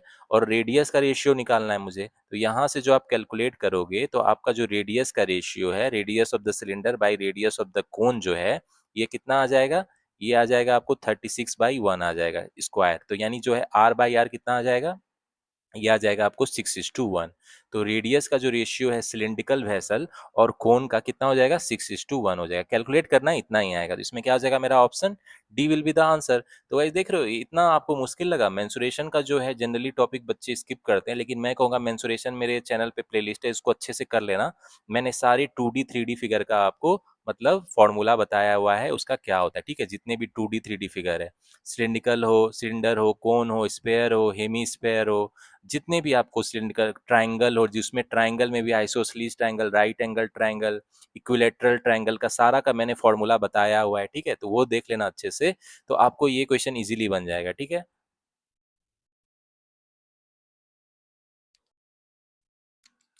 तो आते हैं अब नेक्स्ट क्वेश्चन में। इसमें कह रहा है, क्या कह रहा है भाई, the distance in kilometre between the home and shop. अब वो जो आदमी था अपने घर से दुकान जा रहा था, उसके बीच के डिस्टेंस का इन्फॉर्मेशन दिया है, कितना है भाई, in numerical value is equal to 7 more, 7 ज्यादा है किसके भाई, 1/3 of square root of 1/11 of capacity of cylindrical jar. तो मतलब कितना घुमा फिरा के दिया है, लेकिन सिलेंडर जार का कैपेसिटी तो मुझे पता है ना कितना है, 83,259 है। तो इसके स्क्वायर मतलब 1/11 का स्क्वायर रूट का 1/3 का 7 सम जो है ये क्या है मेरा डिस्टेंस है, मतलब उसके दुकान और घर के बीच का दूरी है। तो इसको आप कर लो, कितना हो जाएगा, 11×7=77, 6 हो गया, 11×5=55, 7 हो गया, 11×6=66, फिर 9 हो गया। तो 7569 किसका होता है भाई, ये सोचोगे, मैंने आपको पहले ही बताया स्क्वायर कैलकुलेट करने का स्क्वायर रूट का शॉर्टकट पहले ही बता रखा है, तो ये कितना हो जाएगा 87 का होता है भाई, ठीक है। तो यानी ये कितना हो गया मेरा डिस्टेंस, 7 प्लस 1/3 ऑफ 87, यानी ये कितना हो गया 29 से चला गया ना। मतलब जो उसके घर और दुकान के बीच का दूरी कितना है 36 किलोमीटर है, ठीक है। आगे क्या कह रहा है, and speed of the man is 4 times of the time taken by him to reach the shop. मतलब जो आदमी का स्पीड है 4 गुना है जितना वो टाइम लेता है घर से दुकान पहुंचने में। तो देखो अब कितना सिंपल हो गया, वेलोसिटी क्या होता है, डिस्टेंस बाई टाइम। तो यानी यहाँ से कितना हो जाएगा, देखो ये 9 से चला गया, मतलब टी कितना हो जाएगा यहाँ से 3 आवर हो गया, मतलब समय उसको 3 घंटा लग रहा है। और स्पीड क्या हो जाएगा 4 times टी, यानी 12 किलोमीटर पर आवर क्या है उसका स्पीड। ठीक है, देखो कितना सिंपल में निकल गया। तो हमको क्या पूछ रहा है, स्पीड ऑफ मैन, तो स्पीड ऑफ मैन कितना है 12 किलोमीटर पर आवर है। ठीक है, तो A will be the answer. और कह रहा है time taken to reach the shop by man is dash, तो कितना है 3 घंटे में वो अपने घर से दुकान पहुंच जाता है, तो यहाँ 3 आवर्स हो जाएगा। तो मतलब क्या हो जाएगा मेरा, C will be the answer. तो देख रहे हो ये क्या आपको मुश्किल लगा, अगर आपको कितना भी घुमा फिरा दे, लेकिन अगर आपका कॉन्सेप्ट क्लियर है तो क्वेश्चन बनेंगे कि नहीं ये मुझे बताना। ठीक है, इसको थोड़ा घुमा फिरा दिया था, मतलब कह रहा था 1/11 करके उसका स्क्वायर रूट लेके 7 ऐड करो, तो मतलब थोड़ा घुमा फिरा दिया, लेकिन फिर भी क्या मुश्किल हुआ आपको सॉल्व करने में। आपको रियल एग्जाम में इसी तरह के क्वेश्चन पूछे जाएंगे। ठीक है, थोड़ा कंसेप्चुअल रहेगा, लेकिन मतलब थोड़ा सा घुमा फिरा के थोड़ा ट्विस्ट कर दिया जाएगा। ठीक है, तो आपको जो है इस तरीके स्टेप बाय स्टेप मतलब चलना है और सॉल्व करना है। ठीक है, तो अब आते हैं नेक्स्ट क्वेश्चन पे। ये भी आपका मेंसुरेशन पे बेस है, लेकिन बहुत इंटरेस्टिंग क्वेश्चन है। इसमें मैच द कॉलम है, match the column 1 and 2 based on the given question. 2 column दिया गया है, इसको मैच करना है as per the information given in the question. ठीक है, तो गाइस देखो इसमें क्या है, इसमें कह रहा है पहले क्वेश्चन देखो, ये कोन दिया गया है, कोन का वॉल्यूम दिया गया है, सिलेंडर दिया गया है, सिलेंडर का वॉल्यूम दिया गया है, स्क्वायर है विच इज इन एक सर्किल के अंदर स्क्वायर बना हुआ है। ठीक है, वो उसके बारे में इंफॉर्मेशन दिया गया, और राइट साइड में दिया गया है रेडियस, रेडियस और सरकमफेरेंस ऑफ द सर्किल। ठीक है, अब क्वेश्चन में आते हैं, क्योंकि अभी इतना तो हम लोग देख लिए। क्वेश्चन में कह रहा है the difference of the height of Y, मतलब जो सिलेंडर है आपका, इसका जो हाइट है, ठीक है, इसका जो हाइट है and side of square S. अब जो साइड जो ये जो मतलब ये स्क्वायर बना हुआ है इस सर्किल के अंदर, इसका जो साइड है, इसका डिफरेंस क्या है भाई, ग्रेटर देन 20 मीटर है। तो 20 मीटर है, तो उसके बाद कौन सा ऑप्शन सही होगा हमको ये निकालना है। ठीक है, तो हम लोग क्या करेंगे भाई, तो गाइस देखो यहाँ पे सरकमफेरेंस ऑफ द सर्किल मुझे दिया गया है ना, कितना है भाई, सरकमफेरेंस कितना है सर्किल का, 2 पाई आर है। 2 पाई आर होता है ना, तो इसको 2 पाई आर कितना मुझे दिया गया है, 44 मीटर है। ठीक है, तो यानी से यहाँ 44/7 गुना रेडियस ऑफ द सर्किल कितना हो जाएगा 44, मतलब जो रेडियस है सर्किल का कितना हो जाएगा आपको, ये हो जाएगा ना 7 हो जाएगा, 7 हो जाएगा ना। तो गाइज रेडियस 7 आ गया, मतलब मेरा बी और सी जो है, बी और सी दोनों का इक्वल आ गया ना, 7 मीटर ही आ गया। ठीक है, अब मान लेते हैं ये जो मेरा सिलेंडर है इसका हाइट को एच वाई मान लो। ठीक है, इसके सिलेंडर को क्या मान लेंगे, एच वाई है। स्क्वायर का जो साइड है इसको मान लो स्मॉल एस है, तो स्मॉल एस है, तो मेरा क्या होना चाहिए, सिलेंडर का हाइट जो है और जो स्क्वायर के साइड का जो डिफरेंस है वो ग्रेटर देन कितना होना चाहिए, 20 होना चाहिए क्वेश्चन के हिसाब से। ये कंडीशन सेटिस्फाई करना चाहिए। ठीक है, तो गाइज अब जो ये सर्किल के अंदर जो ये जो स्क्वायर बना है, इसके रेडियस को अगर आप 7 लो तो मेरा क्या हो जाएगा, देखो वॉल्यूम कितना है सिलेंडर का भाई, 22/7 इंटू जो है 7 स्क्वायर। ठीक है, जो रेडियस 7 स्क्वायर लेंगे, और हाइट जो है एच वाई, ये 1848 हो गया। अब यहाँ से एच वाई कैलकुलेट करोगे आप तो ये आ जाएगा 12। ठीक है, 12 आ जाएगा। तो मतलब साइड ऑफ स्क्वायर क्या हो जाएगा, स्क्वायर का जो साइड है वो जो सर्किल के अंदर बना है वो कितना हो जाएगा भाई, साइड ऑफ स्क्वायर कितना हो जाएगा, वो तो 7 इंटू 2 हो जाएगा, 7 इंटू 2 हो जाएगा ना, यानी 14 हो गया। अब देखो दोनों का डिफरेंस जो है, मतलब साइड ऑफ स्क्वायर और हाइट का डिफरेंस 20 से ज्यादा तो नहीं आ रहा है, मतलब ये कंडीशन मेरा क्या होगा, सेटिस्फाई नहीं करेगा। ठीक है, तो अब हम लोग क्या करेंगे, हम लोग मान के चलेंगे रेडियस जो है अब 14 मीटर है। ठीक है, ए मानेंगे, क्योंकि 7 मीटर तो मेरा रेडियस लेने पे मतलब कंडीशन सेटिस्फाई नहीं कर रहा है। ठीक है, तो ये तो सेटिस्फाई, अब हम लोग रेडियस को कितना लेते हैं भाई, रेडियस को मान लो 14 मीटर लेते हैं। ठीक है, तो इस केस में जो आप हाइट फिर से कैलकुलेट करो, 22/7 इंटू जो है 14 स्क्वायर इंटू एच वाई 1848 लिखोगे ना, तो इस केस में जो सिलेंडर का हाइट है वो कितना आ जाएगा, कैलकुलेट करना है आपको, 3 आ जाएगा। ठीक है, 3 मीटर आ जाएगा। तो ये देखो फिर से जो है मेरा साइड ऑफ स्क्वायर क्या हो जाएगा, साइड ऑफ स्क्वायर क्या हो जाएगा, 2 टाइम रेडियस, यानी 28 हो जाएगा। अब देखो साइड ऑफ स्क्वायर और एच वाई का जो डिफरेंस है ये 25 है, यानी 20 से ज्यादा है, तो मतलब ये कंडीशन मेरा क्या होगा, सेटिस्फाई कर रहा है। तो मतलब क्या हुआ, मेरा पहला कंडीशन सेटिस्फाई कर रहा है, और उसके साथ क्या है, ए बी सी सेटिस्फाई कर रहा है। ठीक है, लेकिन अगर दूसरा कंडीशन अगर हम ले रहे हैं रेडियस 7, तो उसमें क्या हो रहा है, मेरा ओनली ए सेटिस्फाई कर रहा है ना, सिर्फ ए को सेटिस्फाई कर रहा है दूसरा वाले में। और तीसरा वाला कंडीशन में भी ले रहे हैं सरकमफेरेंस वाला में, तो उससे ओनली ए सेटिस्फाई हो रहा है। ठीक है, तो इसमें मेरा क्या ऑप्शन हो जाएगा, 68 का क्या हो जाएगा मेरा ए। ठीक है, ये मैच द कॉलम हो जाएगा। तो एक बार फिर से समझा देता हूँ, देखो पहले सरकमफेरेंस था, उसको यूज करके रेडियस 7 आ गया। अब 7 है तो देखो बी और सी 7 आ गया, तो उससे जो है मेरा सिलेंडर का हाइट निकाल लिया और इसका साइड निकाल लिया। तो दोनों का डिफरेंस क्या है, 20 से ज्यादा होना चाहिए, लेकिन मेरा क्या आ रहा है भाई, 20 से कम है। तो मतलब ये कंडीशन सेटिस्फाई नहीं करेगा। लेकिन अगर रेडियस 14 मीटर लोगे तो हाइट सिलेंडर का ऐसा आएगा कि जो है साइड और स्क्वायर के साइड और हाइट के बीच में डिफरेंस ग्रेटर देन 20 है। तो मतलब रेडियस क्या होगा मेरा, 14 होगा। तो पहला के साथ क्या, ए बी सी तीनों सेटिस्फाई करेगा। लेकिन जब हम लोग वो कंडीशन लेंगे, दूसरा या तीसरा लेंगे, तो उसमें हमारा क्या होगा, दूसरा और तीसरा में मेरा सिर्फ ए वाले से कम्बिनेशन होगा। ठीक है, लेकिन पहला वाला आप निकालोगे तो इसका ए आइदर बी सी के साथ भी कम्बिनेशन बैठ सकता है। ठीक है, तो ये ध्यान में रखना आप। तो गाइज इसका जो नेक्स्ट क्वेश्चन, ये आपके होमवर्क के लिए थोड़ा चैलेंजिंग क्वेश्चन है, लेकिन मैं चाहता हूँ आप अपने आप को चैलेंज करो। तो इसका मुझे आंसर बताना कमेंट सेक्शन में क्या होगा। थोड़ा चैलेंजिंग क्वेश्चन है, लेकिन मेक श्योर आप थोड़ा दिमाग लगाना। इतना भी मुश्किल नहीं है, लेकिन जो है ऑप्शन को ध्यान से सेलेक्ट करना, मैच करना। जो आपका कॉलम 1 कॉलम 2 में दिया गया उस इन्फॉर्मेशन को अच्छे से पढ़ लेना। ठीक है, तो मुझे क्वेश्चन नंबर 69 का आंसर बताना क्या होगा। होपफुली आप इसको बना लोगे। ठीक है, तो गाइज अब आते हैं नेक्स्ट, डीआई का क्वेश्चन है आपका, लाइन ग्राफ और टेबुलर ग्राफ का कॉम्बिनेशन है। इसमें क्या कह रहा है, line graph given below shows percentage of manager out of total employ. Percentage of manager का जो है इन्फॉर्मेशन दिया गया है लाइन ग्राफ में, आउट ऑफ टोटल एम्प्लॉय। ठीक है, 6 आपका कंपनी है, A B C D E F है। ठीक है, different companies and table shows the number of female manager out of total manager in this 6 company. और जो टेबल में है आपका फीमेल मैनेजर कितनी है टोटल मैनेजर में से 6 कंपनी में, उसका डाटा आपको दिया गया है। ठीक है, तो अब हम लोग क्या करेंगे भाई, परसेंटेज मैनेजर कितना है इसका हम लोग लाइन ग्राफ से देख के इन्फॉर्मेशन नोट कर लेंगे। ठीक है, तो इसमें देखोगे तो ए में कितना परसेंट मैनेजर है भाई, 20% है। ठीक है, इसको लिख लेते हैं। बी में कितना है, बी में तो 25% है। ठीक है, तो ये ध्यान से देखना, बहुत बच्चे इसको नोट करते वक्त मिस्टेक कर देते हैं। सी में कितना है, 30 है। अब देखो डी में कितना है भाई, डी में 15 है। और ई में कितना है, देखो ई में ध्यान से देखना, ये जो है आपका 10 और उसके ऊपर 2 है, यानी 12 है। ठीक है, और एफ में कितना है आपको, तो एफ में जो 20 से 2 कम है, यानी 18% मैनेजर है। तो ये परसेंट मैनेजर का डाटा मुझे दिया गया था, इसको हम लोगों ने क्या किया, नोट कर लिया। अब हम लोग क्वेश्चन में जो इन्फॉर्मेशन दिया गया उसको यूज करके उसको सॉल्व करते हैं। तो वही जब आता है क्वेश्चन में, इसमें क्वेश्चन में क्या कह रहा है, out of total number of employ non manager plus manager in company B 40% are female. तो देखो बी में जो है टोटल इम्प्लॉय कितना है, इसको हम लोग मान लेते हैं बी में जो है टोटल इम्प्लॉय 100x है। ठीक है, ये क्या है आपका टोटल इम्प्लॉय है। अब इसमें क्या कह रहा है भाई, टोटल इम्प्लॉय में मैनेजर भी है नन मैनेजर भी है। ठीक है, तो इसमें कह रहा है 40% जो है वो फीमेल है। अब इसमें फीमेल कितनी है भाई, 40x जो है ये फीमेल है, यानी 60x बचा हुआ क्या हो जाएगा, मेल हो जाएगा। ठीक है, तो इसको हम लोग डाटा नोट कर लेते हैं।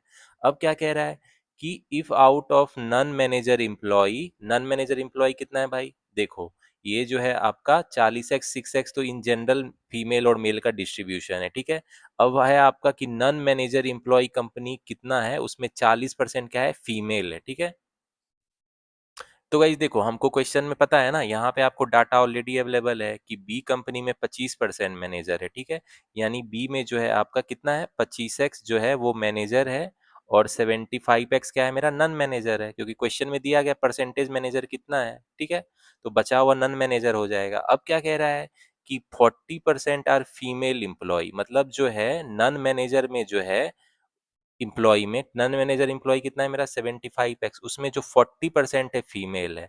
तो फीमेल और मेल का रेशियो कितना है भाई, 2:3 है, यानी कितना है 30:40, 30x और 45x हो जाएगा। ठीक है, तो ये पता चल गया। अब आगे क्या कह रहा है, then find the total number of non manager employ in company B. Total number of non manager employ कितना है बी में, ये निकालना है। तो नन मैनेजर इम्प्लॉय कितना है भाई, 75x है ना, यही हमको निकालना है कि इसका वैल्यू क्या होगा।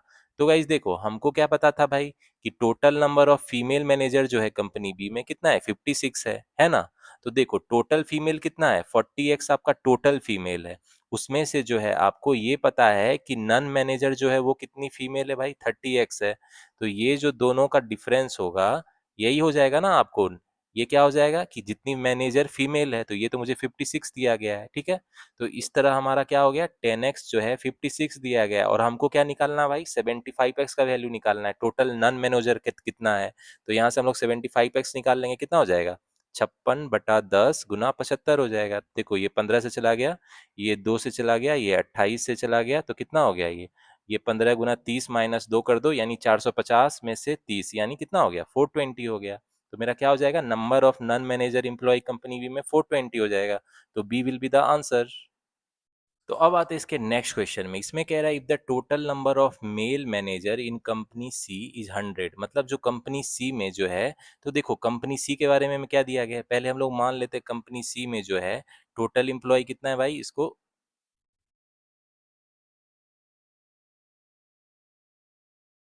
टोटल इम्प्लॉय कंपनी सी में मान लेते हैं 100x, ठीक है। ये जो है आपका क्या है, टोटल इम्प्लॉय है, ठीक है, मैनेजर प्लस नॉन मैनेजर।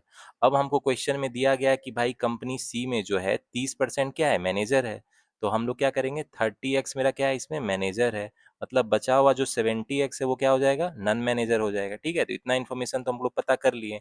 और हमको ये भी पता है कि कंपनी सी में फीमेल मैनेजर कितना है भाई, कंपनी सी में जो है फीमेल मैनेजर कितना है, 80 है, ठीक है। तो इसको इन्फॉर्मेशन नोट कर लेते हैं।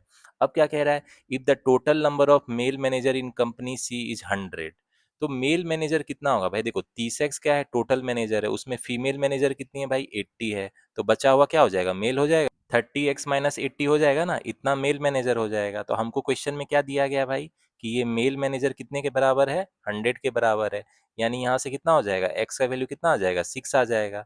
तो मतलब हमको पता चल गया ना सारा कि कितना टोटल इम्प्लॉय कितना है, 600 है, ठीक है। उसमें जो है 180 आपका मैनेजर है और जो है 420 आपका नॉन मैनेजर है, ठीक है। अब उसमें भी हम लोग को डिस्ट्रीब्यूशन पता चल जाएगा कि फीमेल और मेल कितना है। तो अब पूछ क्या रहा है, and the total female employ in C is 260।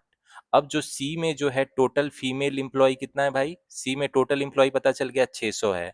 अब इसमें फीमेल कितना है, फीमेल इसमें है 260, तो मेल कितना हो जाएगा, 340 हो जाएगा। टोटल मेल कितना हो जाएगा, 340 हो जाएगा ना कंपनी सी में। तो पूछ क्या रहा है कि find the total number of male employ non manager plus manager, मतलब total male manager plus non manager are what percent more than the total number of male manager in company C. तो company सी में mail manager कितना है भाई, देखो यहाँ ध्यान से देखो, मेल मैनेजर इसमें कितना है, 80 फीमेल मैनेजर है, और टोटल 180 मैनेजर, यानी 100 जो होगा वो मेल मैनेजर होगा, ठीक है। तो ये 100 क्या हो गया, मेल मैनेजर। तो अब कह रहा है ये 340 100 से कितना परसेंट ज्यादा है, ये पूछ रहा है, ठीक है। तो ये कितना हो जाएगा, ये हो गया ना, 240% ज्यादा है, 240% मोर है, ठीक है। तो इसमें क्या हो जाएगा, मेरा आंसर क्या हो जाएगा, ई विल बी द आंसर।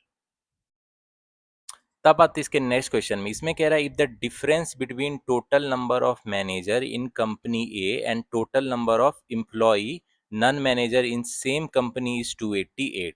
तो कंपनी ए के बारे में बोल रहा है, तो कंपनी ए में मान लेते टोटल 100x एम्प्लॉय है, ठीक है। ये क्या है, मेरा टोटल एम्प्लॉय है। अब उसमें मैनेजर और नॉन मैनेजर कितना है ये तो पता चल जाएगा ना, ए में परसेंटेज मैनेजर कितना है, 20% मैनेजर है, ठीक है। तो 20x इसमें क्या है भाई, मैनेजर है, यानी जो बचा हुआ 80x क्या हो जाएगा, नॉन मैनेजर है, ठीक है। अब क्वेश्चन में क्या कह रहा है, if the difference between the total number of manager in company है, यानी 20x and total number of employ non manager 80x जो है, ये कितना दिया गया, दोनों का डिफरेंस यानी 60x मुझे कितना दिया गया भाई, 288 दिया गया है, ठीक है। तो कह रहा है then find the total number of male manager in company A. तो कंपनी ए में आपका मेल मैनेजर कितना है ये निकालना है, ठीक है। तो गाइज देखो यहाँ से जो है मेरा 20x कितना हो जाएगा, 20x यहाँ से कितना हो जाएगा, ये हो जाएगा 3 × 27 96 हो जाएगा। तो यानी 96 टोटल क्या है, मेरा मैनेजर है, 96 टोटल मैनेजर है। अब हमको पता है ना कंपनी ए में जो है 32 क्या है, फीमेल मैनेजर है, तो टोटल मैनेजर में से 32 तो फीमेल है, तो मेल कितना हो जाएगा आपको, 64 हो जाएगा ना। मेल मैनेजर इन कंपनी है, तो यही तो पूछ रहा है, find the total number of male manager in company है, तो कितना हो जाएगा मेरा 64, ए विल बी द आंसर। तो अब आते हैं इसके नेक्स्ट क्वेश्चन में। इसमें कह रहा है if total number of non manager employ in company D 612। तो देखो कंपनी डी में फिर से वही करेंगे हमेशा की तरह, टोटल एम्प्लॉय मान लेंगे, क्या है मेरा 100x है, ठीक है। ये क्या है मेरा टोटल एम्प्लॉय, नॉन मैनेजर और मैनेजर दोनों मिला के। अब क्वेश्चन में क्या कह रहा है भाई, कंपनी डी में जो है मेरा कितना है, 15% जो है वो मैनेजर है, यानी 15x इसमें क्या होगा, मैनेजर होगा, यानी बचा हुआ 85x क्या होगा, नॉन मैनेजर होगा, ठीक है। तो क्वेश्चन में क्या कह रहा है, मेरा total number of non manager employ यानी 85x ये किसके बराबर है, 612 के। तो कह रहा है then find the total number of male manager in company D. तो देखो टोटल मैनेजर तो मेरा इतना है ना, 15x पहले निकाल लेते हैं, 15x कितना हो जाएगा, 612/85x गुना 15x हो जाएगा, यानी ये कितना। तो गाइस ये कितना हो गया, देखो x से x चला गया, 5 तिया 15, ये 17 हो गया, 17 तिया 51 हो गया, ठीक है, और 102 36 हो गया, यानी कितना हो गया, 108 हो गया। यानी 15x का वैल्यू 108 है, तो मतलब टोटल मैनेजर कितना है मेरा, 108 मैनेजर है टोटल। अब इसमें से हमको पता है ना कि डी में जो है 50 क्या है, फीमेल मैनेजर है, यानी इसमें 50 क्या है, फीमेल मैनेजर है, तो मेरा मेल मैनेजर कितना हो जाएगा, 58 क्या होगा, मेल मैनेजर होगा। तो कह रहा है find the total number of male manager in company D, तो 58 हो जाएगा, तो इसमें क्या ऑप्शन हो जाएगा, ई 58 विल बी द आंसर। तो अब आता है इस डीआई के लास्ट क्वेश्चन को देख लेते हैं। इसमें कह रहा है the difference between total male manager in company E and the total female manager in company E is 50% of the total female manager in that company. तो ई में जो है मान लेते हैं टोटल इंप्लॉय मेरा कितना है भाई, 100x है, ठीक है, ये क्या है मेरा टोटल इंप्लॉय है, इसको मान लेते हैं 100x है, ठीक है। तो अब गाइज देखो इसमें जो है मेरा कंपनी ई में क्या है, 12% मैनेजर है, यानी 12x इसमें क्या हो जाएगा, मैनेजर है, और बचा हुआ जो 88x है वो क्या है, नन मैनेजर है। तो कह रहा है difference between the total male manager in company, इसमें जो टोटल मेल मैनेजर है, तो देखो इसमें फीमेल मैनेजर कितनी है कंपनी में, ये तो 24 पता है हमको, 24 फीमेल मैनेजर है, तो यानी मेल मैनेजर कितना हो जाएगा, 12x - 24 हो जाएगा ना मेल मैनेजर, ठीक है, ये हो गया। तो अब क्या कह रहा है क्वेश्चन में कि जितना मेल मैनेजर है और फीमेल मैनेजर है उसके बीच का डिफरेंस कितना है, 50% है, यानी 1/2 है of the total female manager in that company. तो देखो कंपनी में टोटल फीमेल मैनेजर तो 24 है ना, तो ये 24 हो जाएगा, यानी 12 हो गया है, यानी 12x कितना हो गया, 60 हो गया, यानी x का वैल्यू कितना हो गया, 5 हो गया, ठीक है। तो अब क्वेश्चन में क्या कह रहा है, मतलब जो है क्या कह रहा है, find the total number of employ in company E, ठीक है। कह रहा है कि total number of employ company E में कितना होगा ये निकाल लें, men manager are more than the female manager, ठीक है, तो मेल मैनेजर यहाँ पे जो है फीमेल मैनेजर से ज्यादा है, ये बताया गया है ताकि आप डिफरेंस सही से लो, ठीक है। तो ये बताया गया है, तो टोटल नंबर ऑफ एम्प्लॉय कितना हो जाएगा भाई, एक्स का वैल्यू 5 है, टोटल एम्प्लॉय 100x है, तो 500 हो जाएगा, तो इसमें क्या हो जाएगा मेरा, C will be the answer. तो गाइस देख रहे हो ये है आपके डीआई का लेवल, इस लेवल का आपको डीआई जो है मेंस एग्जामिनेशन आईपीएस मेंस में पूछा जा रहा है। आप लोग क्या प्रैक्टिस कर रहे हो भाई, कम्प्लेक्स एंड कैलकुलेटिव क्वेश्चन, और रियल एग्जाम में देख रहे हो कितना खूबसूरत क्वेश्चन आ रहा है।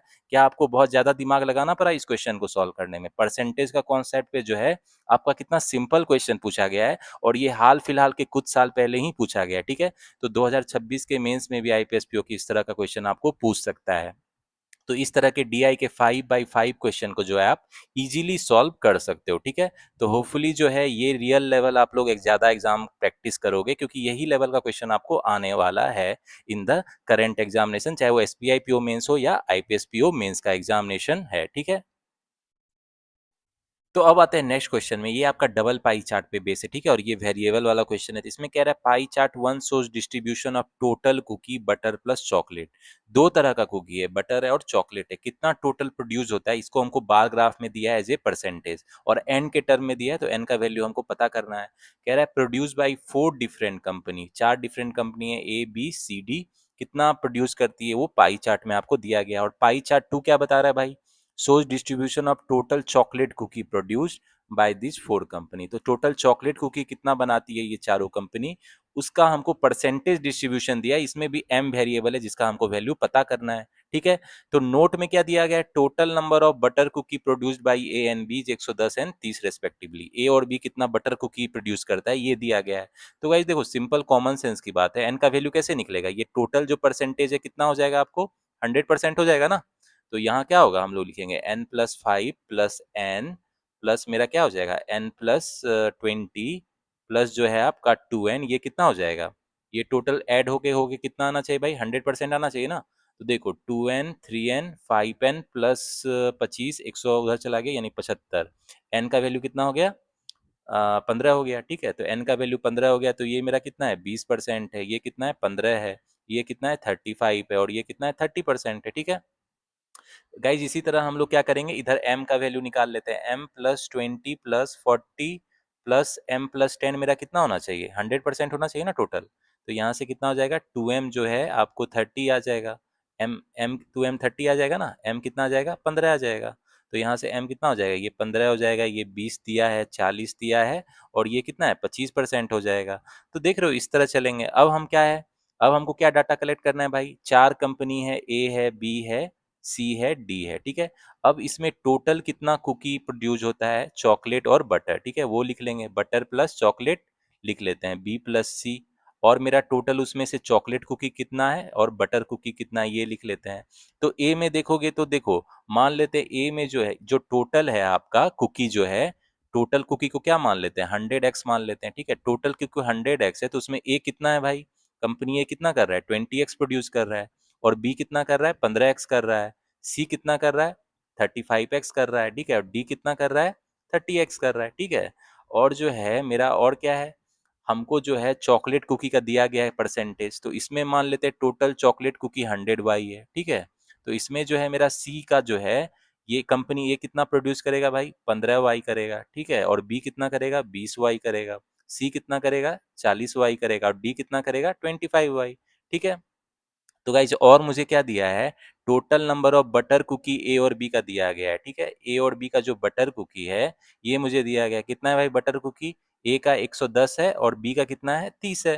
तो देखो टोटल कुकी में क्या होगा, बटर प्लस चॉकलेट यही होगा ना, यानी जो 20x एक्स माइनस 15y जो है, ये कितना हो जाएगा, 110 हो जाएगा, ठीक है।